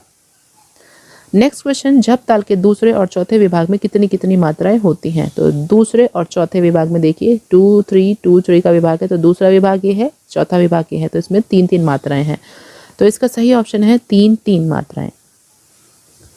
नेक्स्ट क्वेश्चन है झप ताल में ताली किस किस मात्रा पर होती है? 1-6-8, 1-3-6, 1-3-8 या 2-3-6। तो आइए देखते हैं, पहली मात्रा, तीसरी मात्रा और आठवीं मात्रा, तो 1-3-8 मात्रा पर इसमें ताली होती है। तो देखते हैं सही ऑप्शन 1-3-8, तो 1-3-8 ख ऑप्शन हमारा करेक्ट है। नेक्स्ट क्वेश्चन है झप ताल में दूसरी ताली किस मात्रा पर दी जाती है? पहली मात्रा, तीसरी मात्रा, छठी मात्रा या आठवीं मात्रा। तो देखिए हमने जो ये चार्ट बनाया था इसमें 2 जो दूसरी मात्रा है मतलब वो 3 के नीचे आ रही है, तो ये तीसरी मात्रा पर, तो इसका सही ऑप्शन है तीसरी मात्रा पर दूसरी ताली दी जाती है। यहाँ 2 का मतलब है दूसरी ताली और नीचे 3 का मतलब ये है तीसरी ताली। नेक्स्ट क्वेश्चन, झप ताल में तीसरी ताली किस मात्रा पर दी जाती है? मैंने देखिए बताया यहाँ 3 कहाँ है, 8 के नीचे, तो यह 8वीं मात्रा पर हमारी तीसरी ताली दी जाती है। पहली के नीचे, दूसरी तीसरी मात्रा पर और तीसरी ताली 8वीं मात्रा पर दी जाती है। तो सही ऑप्शन है क ऑप्शन 8वीं मात्रा पर। नेक्स्ट क्वेश्चन है झप ताल में खाली किस मात्रा पर होती है?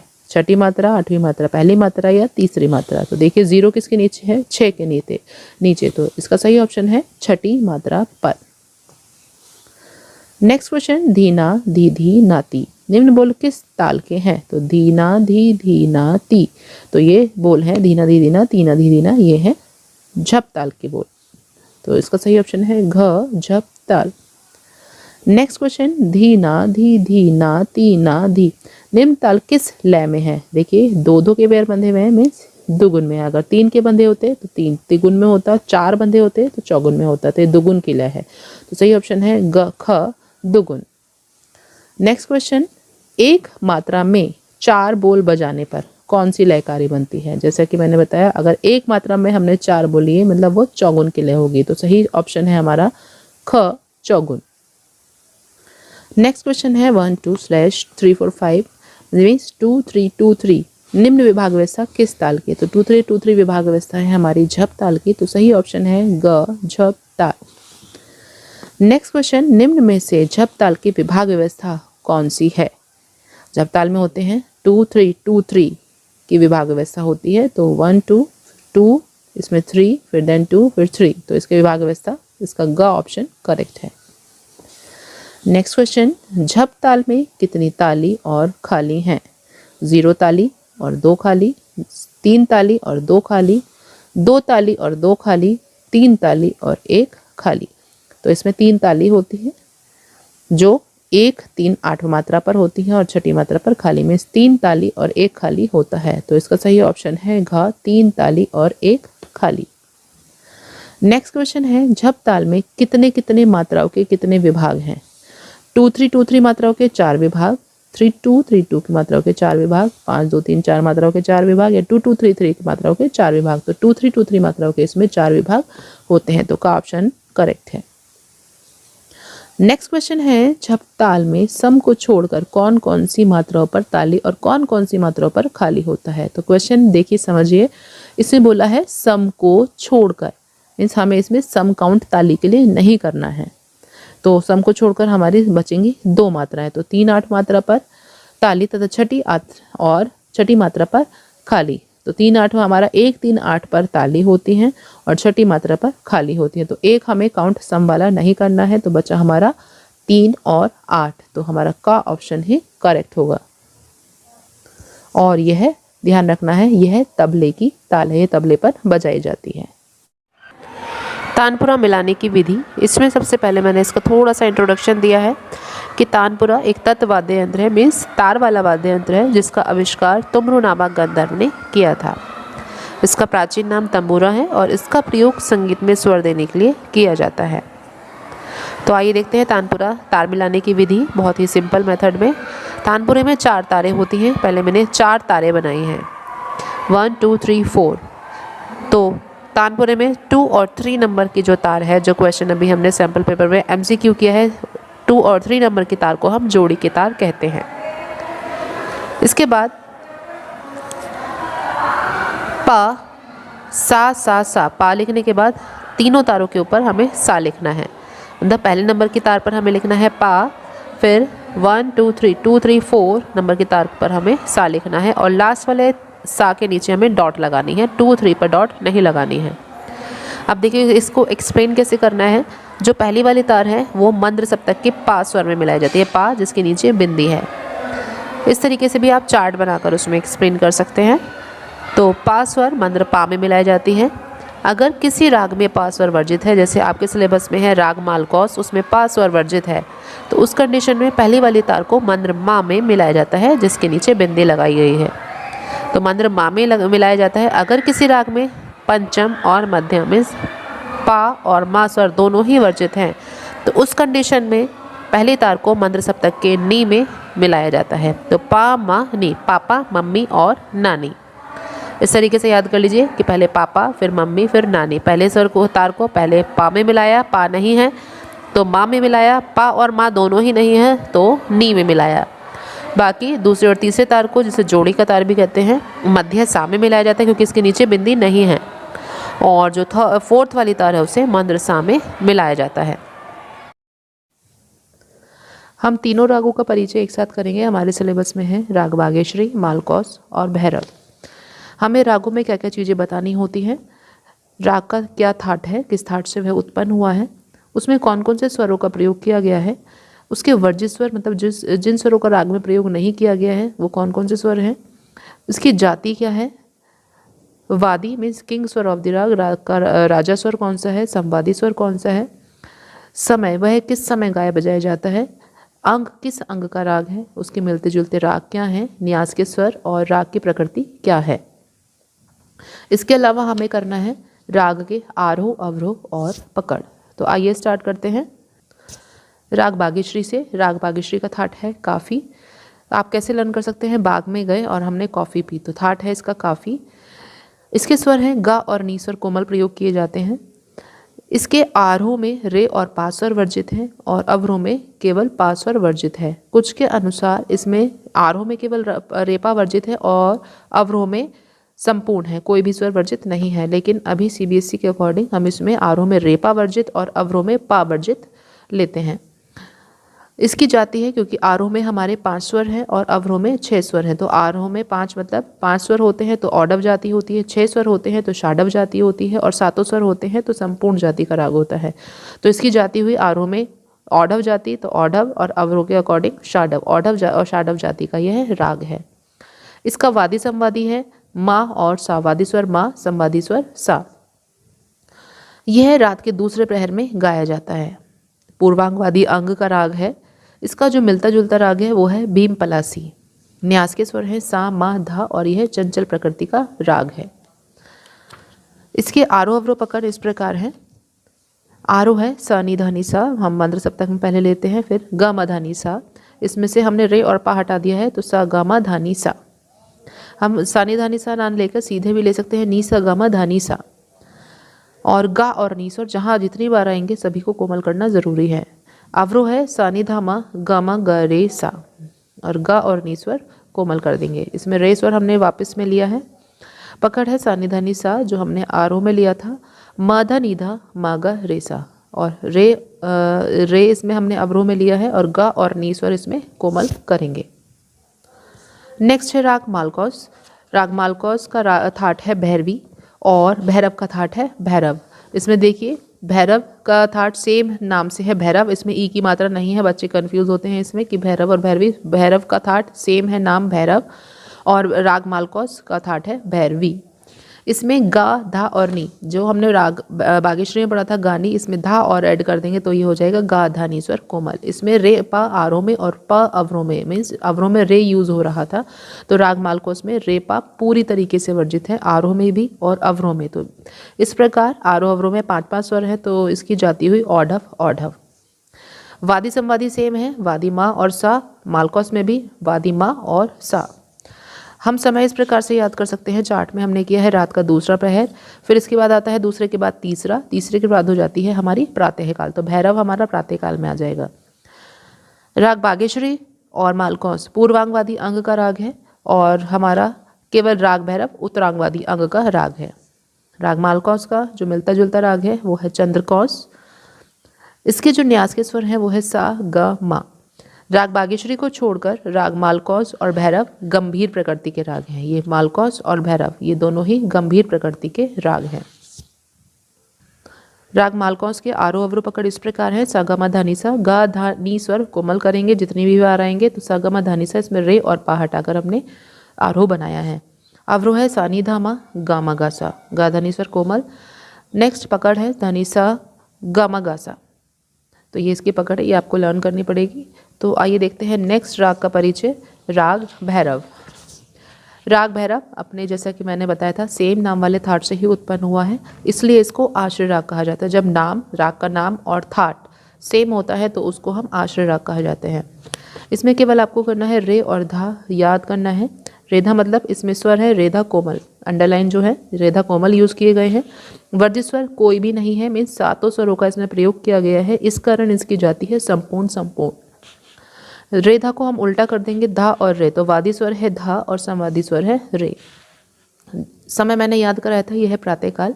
प्रातःकाल में गाया बजाया जाता है और उत्तरांगवादी अंग का यह राग है। इसके जो मिलते जुलते राग हैं वो है कालिंगड़ा और रामकली। इसके जो न्यास के स्वर हैं वो है स रे पा धा। स रे पा धा इसके न्यास के स्वर हैं और यह गंभीर प्रकृति का राग है। इसके जो आरोह अवरोह पकड़ है वो इस प्रकार है। आरोह है इसके सारे गा मा पा धा नी सा, क्योंकि सातों स्वरों का प्रयोग किया गया है। सारे गा मा पा धा नी सा, रे और धा स्वर कोमल करेंगे इसमें। सा नि धा पा मा गा रे सा, रेधा कोमल के साथ, क्योंकि अगर रेधा कोमल नहीं करते हैं तो आपके मार्क्स इसमें कट होते हैं। गामा दादा पा गामा रे रे सा, रेधा कोमल इसमें जरूर करना है। तो हमारा ये हो गया राग बागेश्वरी, राग मालकौस और राग भैरव का संपूर्ण परिचय। प्रश्न 1, राग मालकौस का थाट बताइए। भैरव, आसावरी, भैरवी या मारवा। तो राग मालकौस का जो जन्म हुआ है तो उसका जन्म हुआ है थाट भैरवी से, तो इसका थाट है थाट भैरवी। तो मालकौस का थाट भैरवी है, तो इसका सही आंसर है गा भैरवी। प्रश्न 2, राग मालकौस के वर्जित स्वर को चिन्हित कीजिए। वर्जित स्वर मतलब जो इसमें यूज़ नहीं किए जाते हैं।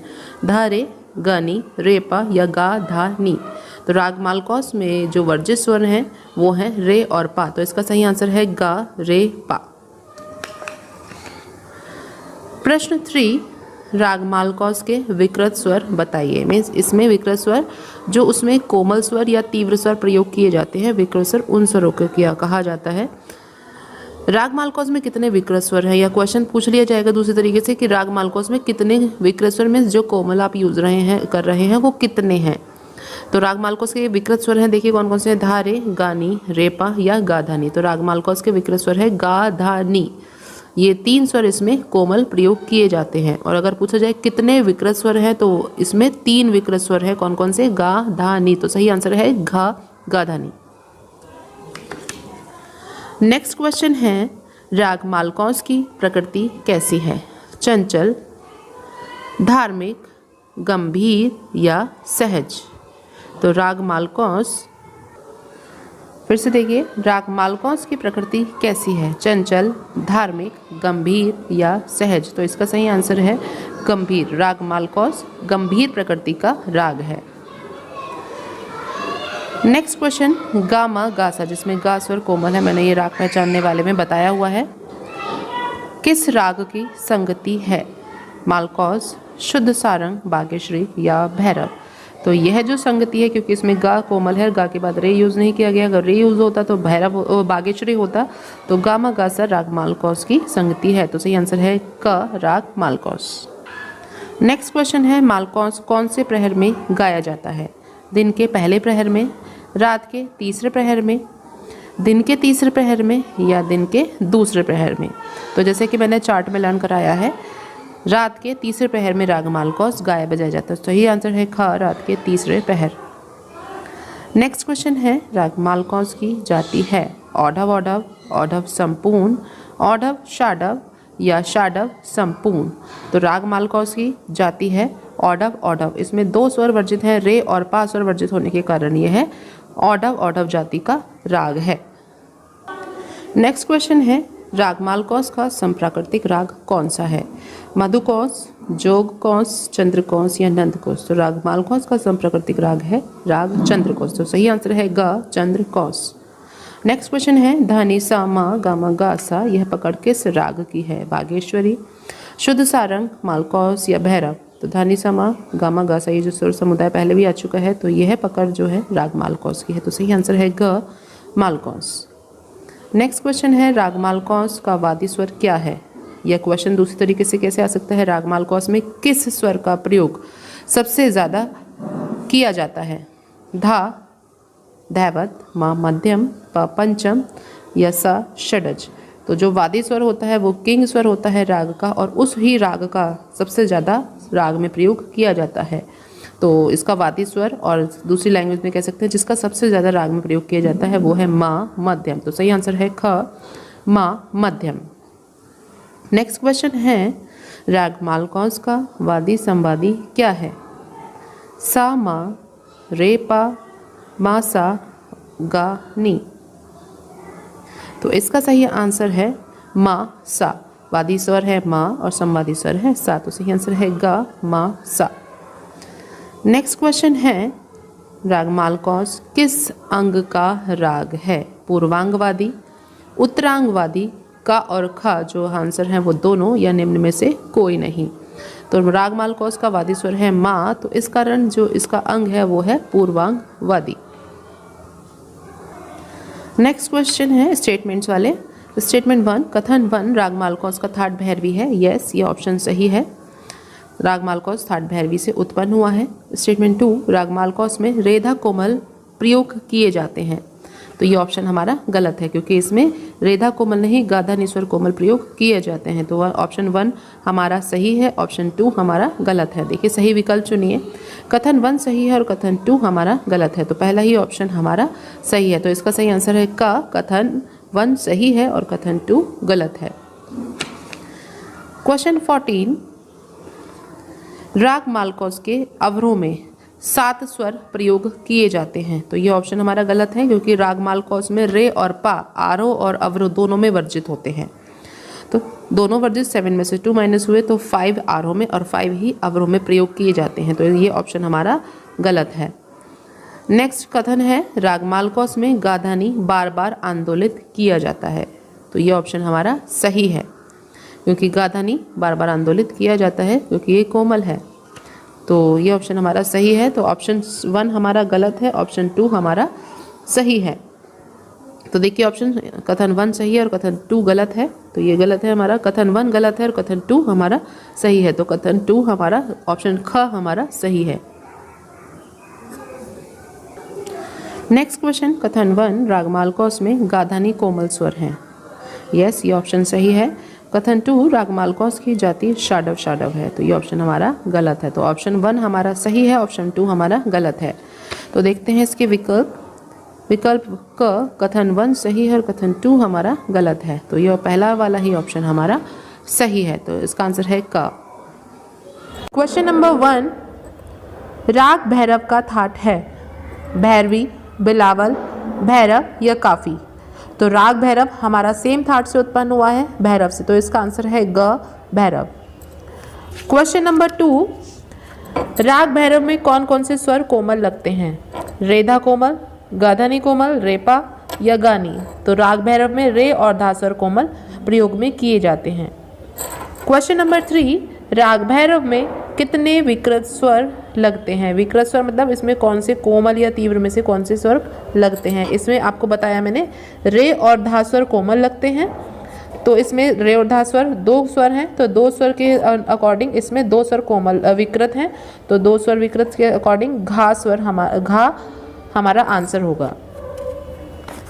क्वेश्चन नंबर 4, राग भैरव की जाति है संपूर्ण औडव, षाडव संपूर्ण, संपूर्ण संपूर्ण या संपूर्ण षाडव। इसमें कोई भी स्वर वर्जित नहीं है, इस कारण इसकी जाति है संपूर्ण संपूर्ण। तो इसका आंसर है गा संपूर्ण संपूर्ण। क्वेश्चन नंबर 5, राग भैरव का वादी स्वर क्या है? या दूसरी तरीके से आ सकता है, राग भैरव में किस स्वर का प्रयोग सबसे ज़्यादा किया जाता है? तो राग भैरव का वादी स्वर है धा, धैवत। तो इसका आंसर है धा, धैवत, क। क्वेश्चन नंबर 6, राग भैरव का वादी संवादी क्या है? तो इसका वादी संवादी है हमारा धा और रे, वादी स्वर धा और संवादी स्वर रे। तो इसका आंसर है ग, धा और रे। क्वेश्चन नंबर 7, राग भैरव का गायन समय है? रात का प्रथम प्रहर, दिन का तीसरा प्रहर, दिन का दूसरा प्रहर या प्रातःकाल? तो राग जो भैरव है वो प्रातःकाल के समय गाया बजाया जाता है। तो इसका आंसर है घ, प्रातःकाल। क्वेश्चन नंबर 8, राग भैरव का समप्रकृतिक राग है? भैरवी, कालीगंडा, भीमपलासी या जौनपुरी? तो मैंने बताया था राग भैरव के जो समप्रकृतिक राग हैं वो है कालीगंडा और रामकली। इन दोनों में से कोई भी होगा तो वो उसका आंसर होगा। तो इसमें है कालीगंडा। तो राग भैरव का समप्रकृतिक राग इनमें से है कालीगंडा।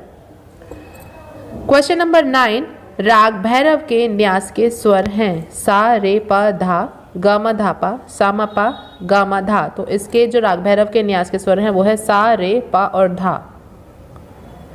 क्वेश्चन नंबर 10, राग भैरव की पकड़ है? मैंने बताया था इसमें राग भैरव में रे और धा स्वर कोमल लगते हैं। सबसे पहले हमें देखना है रे और धा स्वर कोमल कौन कौन से स्वर समूह में प्रयोग में हो रहे हैं। तो इसमें देखिए गा धा स्वर कोमल हो रहे हैं, ये राग भैरव नहीं है।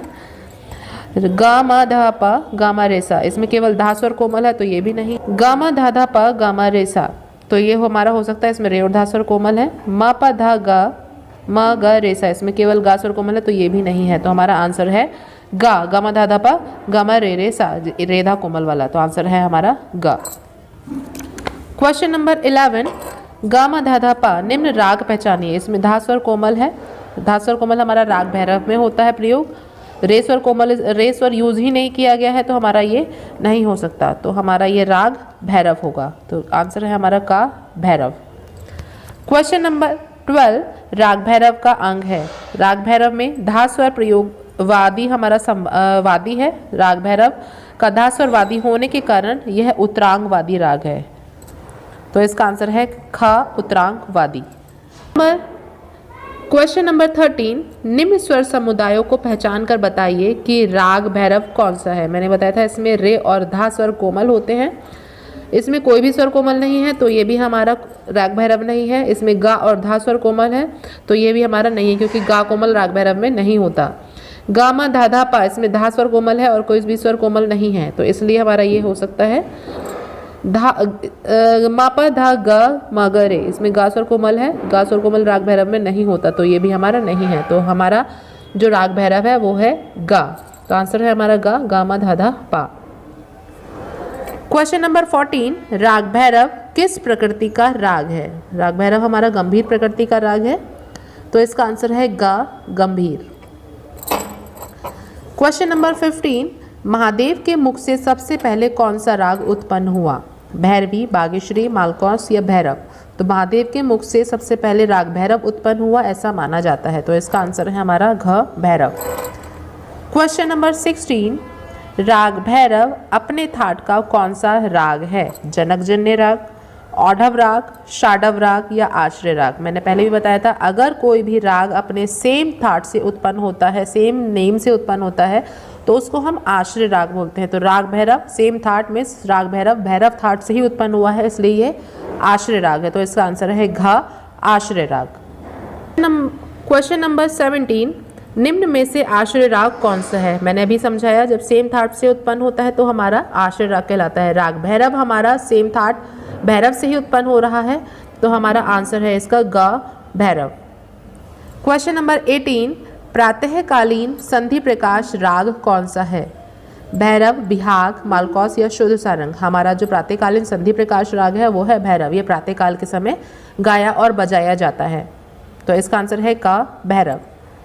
क्वेश्चन नंबर 19, भैरव राग का प्रबल अंग क्या है? उत्तरांग अंग, पूर्वांग अंग, उपयुक्त दोनों या इनमें से कोई नहीं? तो प्रबल अंग जो हमारा जो प्रबल अंग है वो है राग भैरव का उत्तरांग अंग, क्योंकि इसका वादी स्वर उत्तरांग में प्रयोग किया जाता है, उत्तरांग में है इसका वादी स्वर, इस कारण इसका प्रबल अंग उत्तरांग अंग है। क्वेश्चन नंबर 20, राग रामकली, राग कालीगंडा, विभास और राग बंगाल भैरव किसके समप्रकृतिक राग हैं? बागेश्वरी, भैरव, उपयुक्त दोनों या इनमें से कोई नहीं। तो इसका आंसर है ख, भैरव।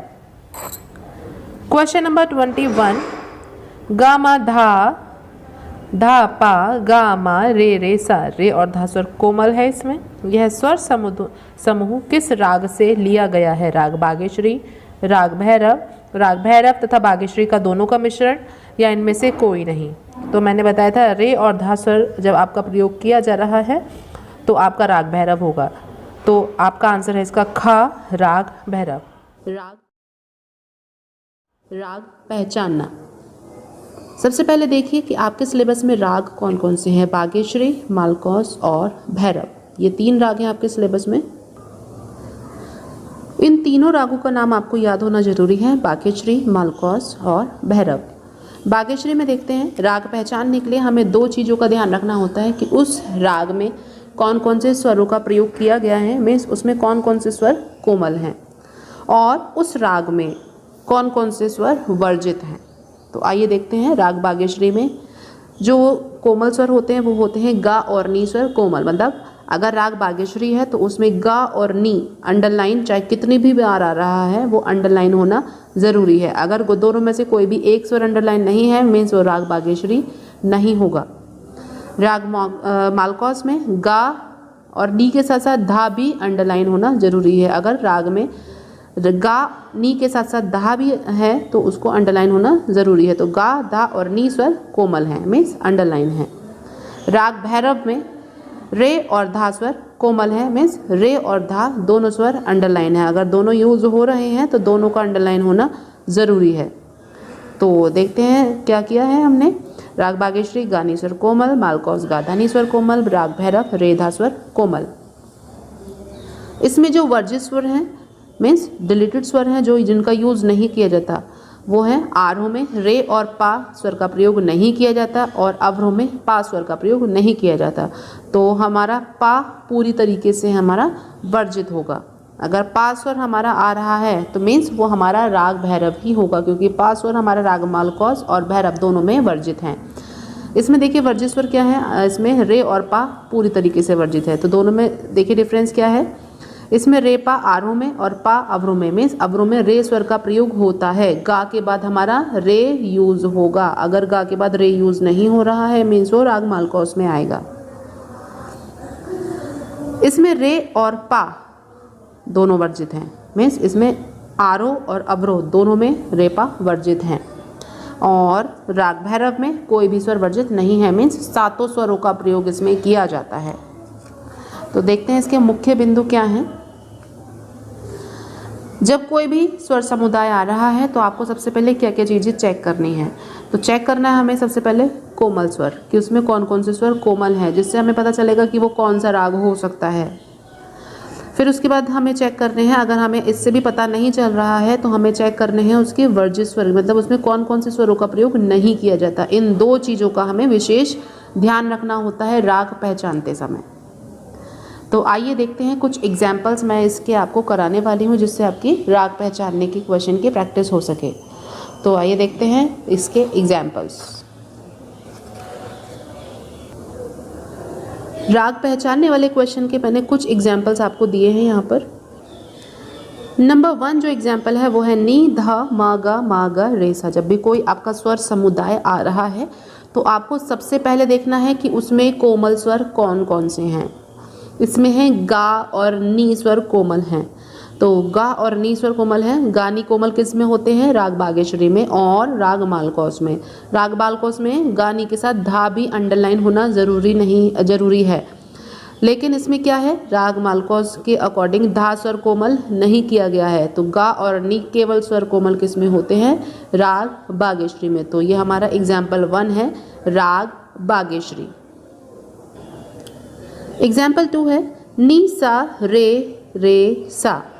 तो रे कोमल है, इसमें हमें सबसे पहले मैंने बताया आपको कोमल स्वर चेक करने होते हैं। अगर उससे भी आप आइडेंटिफाई नहीं कर पाते हैं तो उसके बाद आपको चेक करना होता है उसके वर्जित स्वर क्या हैं। तो रे कोमल केवल एक ही आपके सिलेबस में राग है जिसमें रे कोमल होता है, वो है राग भैरव। तो ये जो सेकेंड नंबर का एग्जाम्पल है वो है राग भैरव का।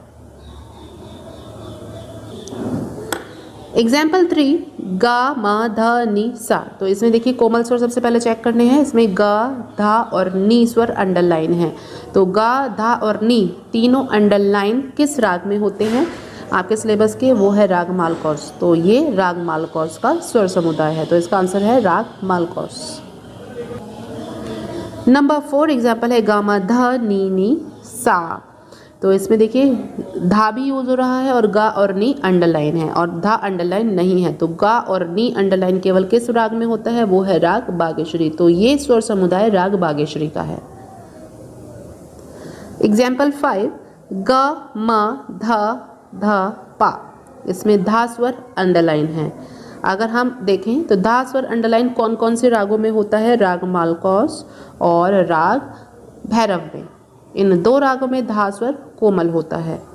तो देखिए धा स्वर कोमल के साथ साथ इसमें रे और धा स्वर कोमल होता है रे भैरव में, तो रे इसमें यूज़ नहीं किया गया है। राग मालकोस में गा धा और नी अगर यूज़ हो रहे हैं तीनों स्वर या दो स्वर, तो वो तीनों ही अंडरलाइन होने चाहिए। तो देखिए इसमें गा स्वर का यूज़ किया गया है, गा धा नी में से गा स्वर का यूज़ किया गया है, लेकिन वो अंडरलाइन नहीं है। तो इट मीन्स ये राग मालकोस नहीं है। तो बचा क्या हमारा, राग भैरव। तो एग्जाम्पल 5 हमारा राग भैरव का होगा। एग्जाम्पल 6 ध नी सा मा। तो इसमें धा और नी स्वर अंडरलाइन है। तो ये किस में होते हैं, धा और नी दोनों एक साथ जो अंडरलाइन कोमल होते हैं वो हमारे सिलेबस में है राग मालकोस, क्योंकि इसमें गा और नी बागेश्वरी में और धा रे धा हमारा भैरव में, नी हमारा कॉम्बिनेशन जो धा के साथ आता है वो आता है राग मालकोस में। तो जो एग्जाम्पल 6 है हमारा उसका आंसर होगा राग मालकोस। एग्जाम्पल 7 धा नी सा मा पा धा गा रे सा। तो इसमें देखिए गा और नी स्वर अंडरलाइन है। जब भी गा और नी स्वर का कॉम्बिनेशन आ रहा है तो आपको बस एक चीज़ चेक करनी है, क्या उसमें धा यूज़ हो रहा है, अगर हो रहा है क्या वो अंडरलाइन है या नहीं है। अगर नहीं है तो इट मीन्स वो बागेश्वरी ही है। तो धा हमारा अंडरलाइन नहीं है, तो गा नी हमारा राग बागेश्वरी में कोमल होता है। तो ये 7 नंबर का एग्जाम्पल होगा हमारा राग बागेश्वरी। एग्जाम्पल 8 गा मा धा मा। इसमें देखिए गा और धा स्वर कोमल है। तो गा धा एक साथ हमारे जो कोमल आते हैं, धा कोमल रे धा कोमल के साथ आता है राग भैरव में। तो इसमें रे यूज़ नहीं है, बट हमारा गा अंडरलाइन है, तो ये राग भैरव नहीं है। इसके अलावा हमारा राग मालकोस में गा धा एक साथ कोमल होते हैं, तो ये है हमारा राग मालकोस। तो एग्जाम्पल 8 का आंसर है राग मालकोस। एग्जाम्पल 9 स रे सा। रे कोमल है, तो रे कोमल हमारे सिलेबस में केवल एक ही राग में है, वो है राग भैरव। तो 9 का आंसर है राग भैरव। एग्जाम्पल 10 नी धा पा मा पा धा गा मा गा रे सा। तो इसमें गा और नी स्वर कोमल है, बट धा इसमें यूज़ है, बट इसमें अंडरलाइन नहीं है। तो केवल गा नी हमारा होता है राग बागेश्वरी में। तो आंसर इज राग बागेश्वरी। तो नेक्स्ट एग्जाम्पल है हमारा नंबर 11 मा गा सा। तो देखिए इसमें गा स्वर कोमल है। अब ये हमारा इस कंडीशन में आपको वर्जित स्वर देखने होंगे। तो मा गा सा। तो गा स्वर हमारा जो यूज़ होता है कोमल वो होता है राग बागेश्वरी में और राग मालकोस में। तो राग बागेश्वरी और राग मालकोस में से ये कौन सा है, तो उसके लिए हमें चेक करना होगा इसके वर्जित स्वर। वर्जित स्वर हमारे जो होते हैं राग बागेश्वरी में रे पा आरोह में और पा अवरोह में वर्जित होता है। मीन्स हमारा रे हमारा अवरोह में यूज़ होगा। मीन्स गा के बाद हमारा रे स्वर का यूज़ होना चाहिए। तो हमारा रे स्वर का यूज़ नहीं हो रहा क्योंकि राग बागेश्वरी में गा के बाद अवरोह में रे यूज़ होगा। तो ये यूज़ नहीं है, तो ये राग बागेश्वरी नहीं है हमारा, ये है राग मालकोस, क्योंकि इसमें रे अवरोह में भी वर्जित है। तो 11 का एग्जाम्पल होगा राग मालकोस। एग्जाम्पल 12 मा पा गा मा रे सा। अगर आप रे कोमल देख रहे हैं तो आपके सिलेबस में केवल एक ही राग है जिसमें रे कोमल है, वो है राग भैरव। तो आप डायरेक्ट लिख सकते हैं रे कोमल में कि ये राग भैरव है। तो एग्जाम्पल 12 का आंसर है राग भैरव। एग्जाम्पल 13 मा पा धा गा रे सा। तो इसमें गा स्वर कोमल है। गा स्वर देखिए कोमल कौन कौन से रागों में होता है, ये होता है राग बागेश्वरी और राग मालकोस में। राग मालकोस में देखिए इसमें गा और नी स्वर का प्रयोग नहीं है। मालकोस में गा धा नी स्वर कोमल होते हैं, धा स्वर का प्रयोग है लेकिन वो कोमल नहीं है। इट मीन्स ये राग मालकोस नहीं है। देखिए यहाँ पे मैंने जो ऊपर भी एग्जाम्पल आया था मा गा सा, तो यहाँ पे मा गा जैसे यहाँ पे गा रे सा है, गा के बाद रे बागेश्वरी में आना चाहिए। तो ये अगर गा के बाद रे है तो वो है राग बागेश्वरी। इसमें देखिए धा अंडरलाइन नहीं है तो इससे भी पहचान सकते हैं ये राग मालकोस नहीं है, क्योंकि धा अंडरलाइन होना ज़रूरी है। तो आंसर इज राग बागेश्वरी। एग्जाम्पल 14 गामा धामा गामा गासा, तो इसमें है गा धा स्वर कोमल, गा और धा स्वर कोमल का जो कॉम्बिनेशन है वो है राग मालकोस में, क्योंकि गा धा नी स्वर कोमल होते हैं तो गा धा हमारे राग मालकोस में आते हैं। तो आंसर इज राग मालकोस। एग्जाम्पल 15 गा मा रे सा, गा मा रे कोमल है, इसमें गा मा रे सा, तो रे कोमल वाला राग है हमारा राग भैरव। तो आंसर इज राग भैरव। एग्जाम्पल 16 माधा निधा मा, तो नी कोमल है, तो नी कोमल हमारा राग बागेश्वरी और राग मालकोस में आता है। राग मालकोस में है गा धा नी स्वर कोमल, धा स्वर अंडरलाइन नहीं है, मीन्स ये राग मालकोस नहीं है, ये है राग बागेश्वरी। तो 16 का आंसर होगा राग बागेश्वरी।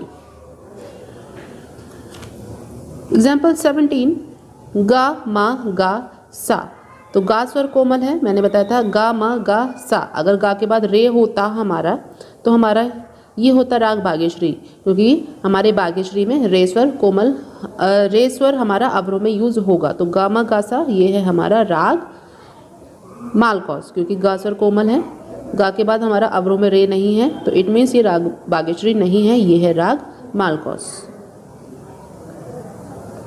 नंबर 18 म ध नी सा ध नी सा, तो इसमें धा स्वर कोमल नहीं है, नी स्वर कोमल है, गा धा नी की कॉम्बिनेशन में गा यूज नहीं है, धा यूज है, धा कोमल नहीं है, इट मीन्स ये है हमारा राग बागेश्वरी। तो आंसर इज राग बागेश्वरी।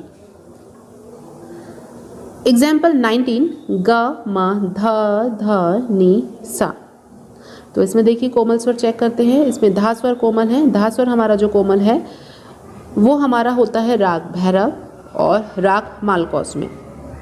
राग मालकोस और राग भैरव में हमारे ये स्वर कोमल होता है, धा स्वर कोमल, भैरव में होता है रे और धा स्वर कोमल, और राग मालकोस में होता है गा धा नी स्वर कोमल। तो गा धा नी तीनों स्वर यूज हो रहे हैं, लेकिन ये गा और नी अंडरलाइन नहीं है, इट मीन्स ये राग मालकोस नहीं है, ये है राग भैरव। नेक्स्ट एग्जाम्पल है सा नी धा मा, सा नी धा मा, तो इसमें धा और नी स्वर कोमल हैं, तो धा और नी एक साथ जो कोमल होते हैं वो है हमारे सिलेबस में राग मालकोस में। तो आंसर क्वेश्चन नंबर जो एग्जाम्पल नंबर 20 है उसका आंसर होगा राग मालकोस, क्योंकि इसमें धा और नी स्वर कोमल हैं। विस्तार करने के लिए आपके उसके स्वर पता होने चाहिए कि उसमें स्वर क्या क्या लग रहे हैं। इसमें स्वर है गा धा नी कोमल, मीन्स गा धा और नी जहाँ भी आएंगे वो कोमल होने जरूरी हैं, और इसमें वर्जित स्वर है रे और पा, रे और पा स्वर का कहीं भी इसमें यूज नहीं होगा। तो आइए देखते हैं इसके आरोह अवरोह पकड़। आरोह है सा गा मा धा नी सा, सा नी धा मा गा मा गा सा, तो आरोह सा गा मा धा नी सा, रेपा हटाकर फिर इसका सा नी धा मा गा मा गा सा।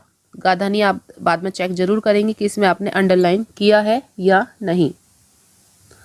इसकी पकड़ है सा नी धा नी सा, मंद्र सप्तक के निधा इसमें दिखाए गए हैं। तो सा नी धा नी सा कोमल कर देंगे गधा नी को, सा गामा गासा, तो सा नी धा नी सा गामा गासा, तो ये हमारा गामा गासा अवरोह में से ही नीचे आ गया है। फिर से रिपीट कर रही हूँ, सा गामा धा नी सा, अवरोह है सा नी धा मा गामा गासा, पकड़ है सा नी धा नी सा गामा गासा।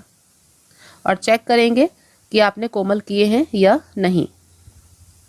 तो अब देखते हैं इसका 50 स्वरों तक विस्तार। आरोह अवरोह पकड़, ये आपको एग्जाम में आरोह अवरोह पकड़ ये हेडिंग नहीं डालनी है, आपको केवल सीधे सीधे स्वर्स लिखने हैं। सबसे पहला तरीका है 50 स्वर करने के लिए आप इन स्वरों को डबल करते जाइए। सा सा गा गा मामा धा धा नी नी सा सा नी नी धा धा मामा गा मामा गा सा सा। तो इस तरीके से, और अगर आप फिर भी नहीं बैठते हैं तो इसमें एक बार सिंगल डबल करके फिर एक बार सिंगल पूरा लिख दीजिए, तो ये आपका 50 स्वर हो जाएंगे।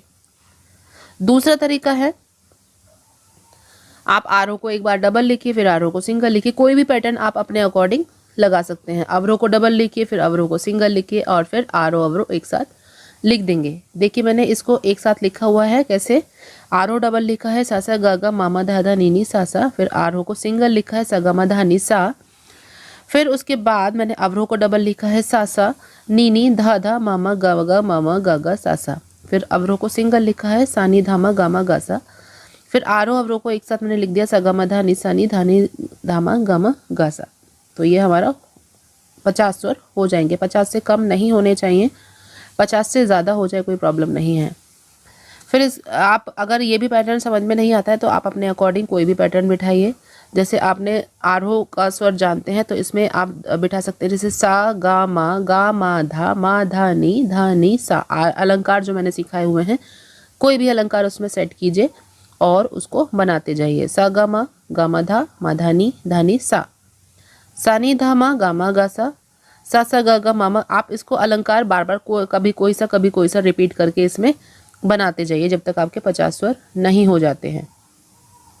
राग भैरव, सबसे पहले हमें ये देखना होगा उसके आरोह अवरोह पकड़ क्या है। बहुत ही इजी से, इसके लिए आपको अलग से कोई भी स्वर याद करने की ज़रूरत नहीं है। अगर आपने आरोह अवरोह पकड़ लर्न किए हुए हैं तो उन्हीं से ही आप स्वर विस्तार कर सकते हैं। जैसे कि इसके आरोह अवरोह है सारे गा मा पा धा नी सा, सा नी धा पा मा गा रे सा। इसमें रेधा कोमल होते हैं, जहाँ भी रे और धा दिखते हैं आपको उनको अंडरलाइन करना जरूरी है, अदरवाइज आपका स्वर विस्तार गलत माना जाएगा क्योंकि उसमें रेधा कोमल नहीं होगा तो इट मीन्स राग भैरव नहीं है।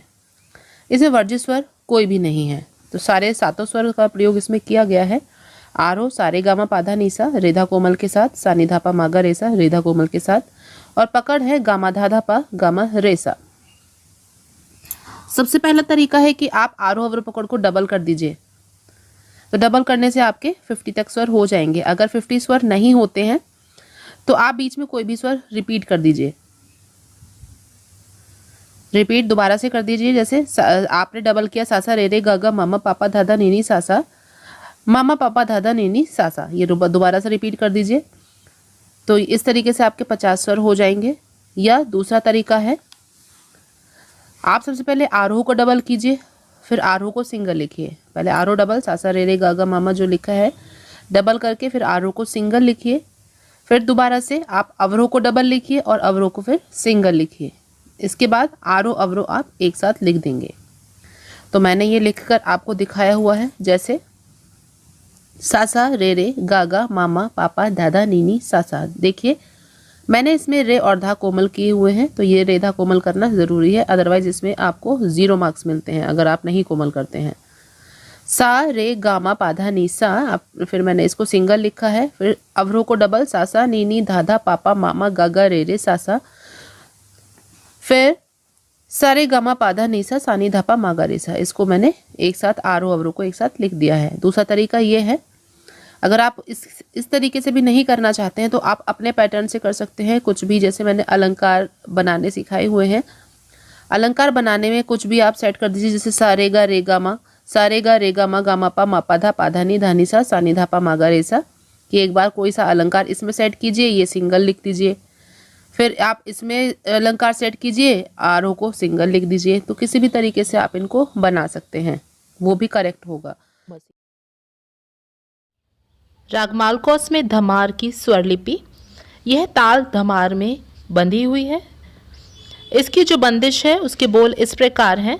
इसका स्थाई के बोल हैं खेलत कान्हा ब्रज में होरी, और अंतरी के बोल हैं, इसके 2 लाइन है अंतरी की। राधा के संग चोरी चोरी बाजत मृदंग, धाधा दिनता किटधा दिनता, धाधा दिनता किटधा दिनता, तिटकत गदिगन धा धा धा।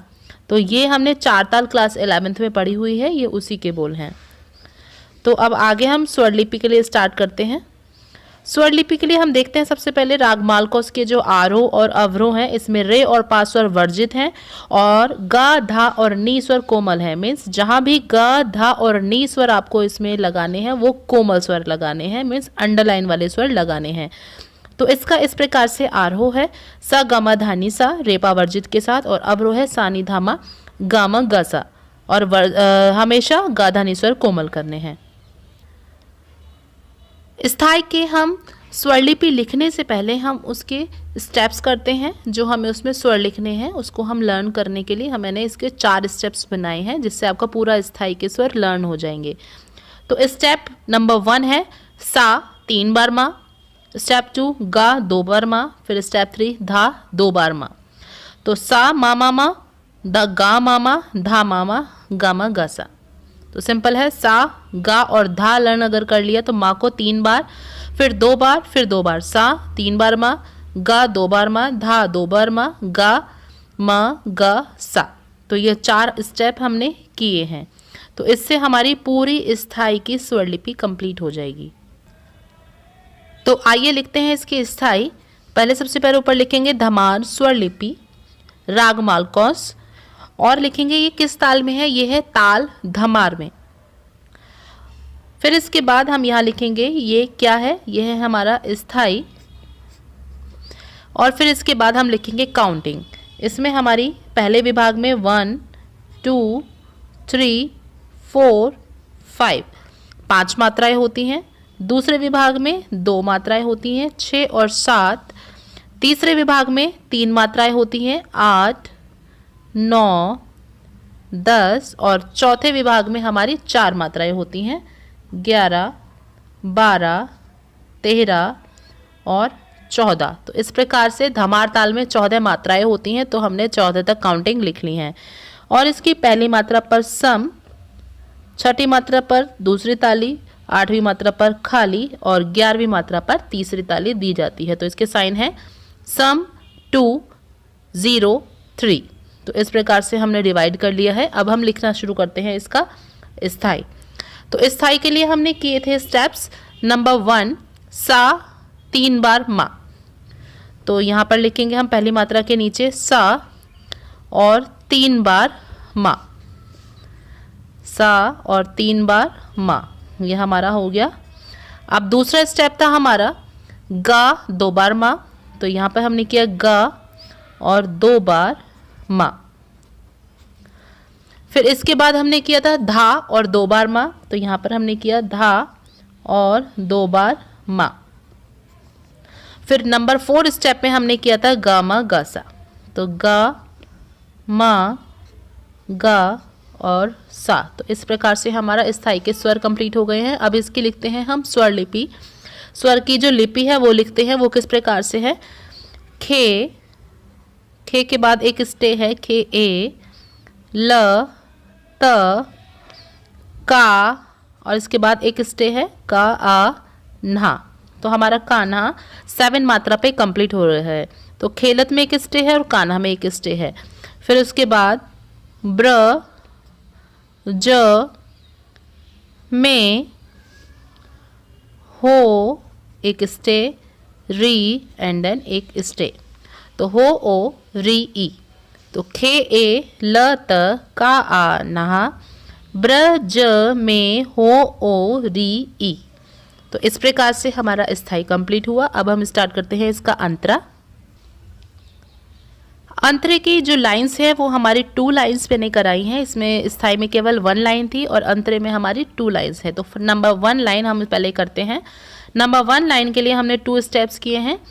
नंबर 1 जो हमने स्टेप लिया है वो है ग म ध नी सा। ये हमारा आरोह है। सा ग म ध नी सा, उसको सा हटा के पूरा आरोह आ गया। सा को हटाया, ग म ध नी सा, और सा को लिखा हमने 6 टाइम। नंबर 2 स्टेप में धानी धामा, ग म ध नी सा, फिर धानी धामा। तो अब लिखना स्टार्ट करते हैं। देखिए सबसे पहले हमने स्टेप लिया था ग म ध नी सा 6 टाइम। तो अभी पहले हम यहाँ लिखते हैं अंतरा।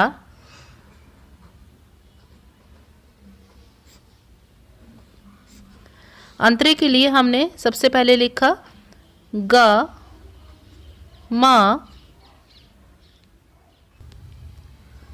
ध नी और 6 टाइम्स सा।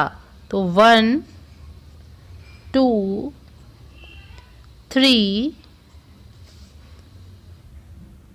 4 5 और 6। ये हमारा 6 टाइम सा हो गया है। और ध्यान रखिएगा इसमें जहाँ भी ग ध नी आ रहे हैं हमने कोमल किए हैं। स्थाई में भी देखिए जहाँ भी हमारे कोमल आ रहे हैं हम उनको कोमल करते जाएंगे ग ध नी को। तो हमने 6 टाइम्स सा लिखा, फिर उसके बाद नंबर 2 जो स्टेप था वो था ध नी ध म। तो लास्ट में हमारे 4 बचे हैं हमारी मात्राएं, तो ध नी धा और मा। तो फर्स्ट लाइन हमारी कंप्लीट हो गई है। जो इसके बोल है वो है राधा के संग चोरी चोरी। तो रा आ स्टे आपको ध्यान रखने हैं कहाँ कहाँ पर है। राधा के संग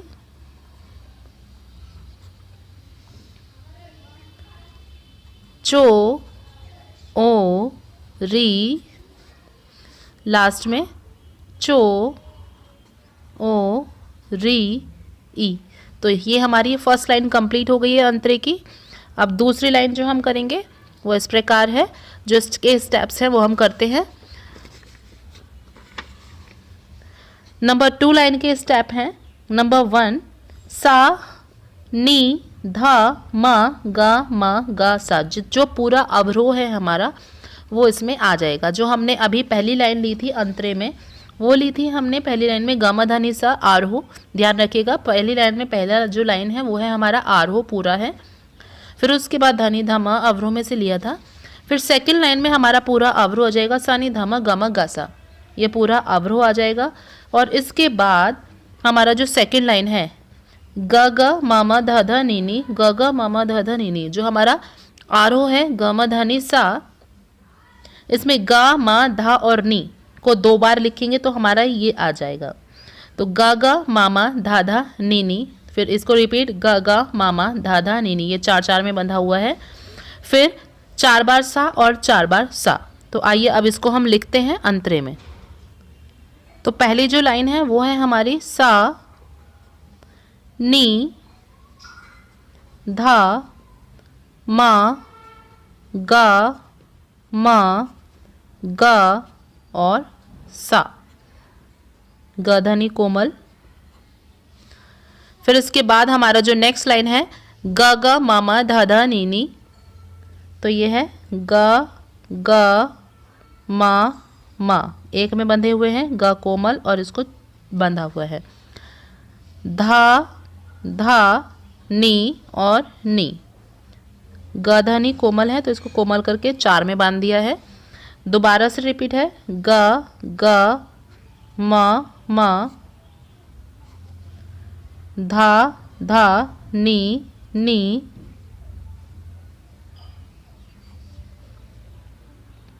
फिर 4 बार सा,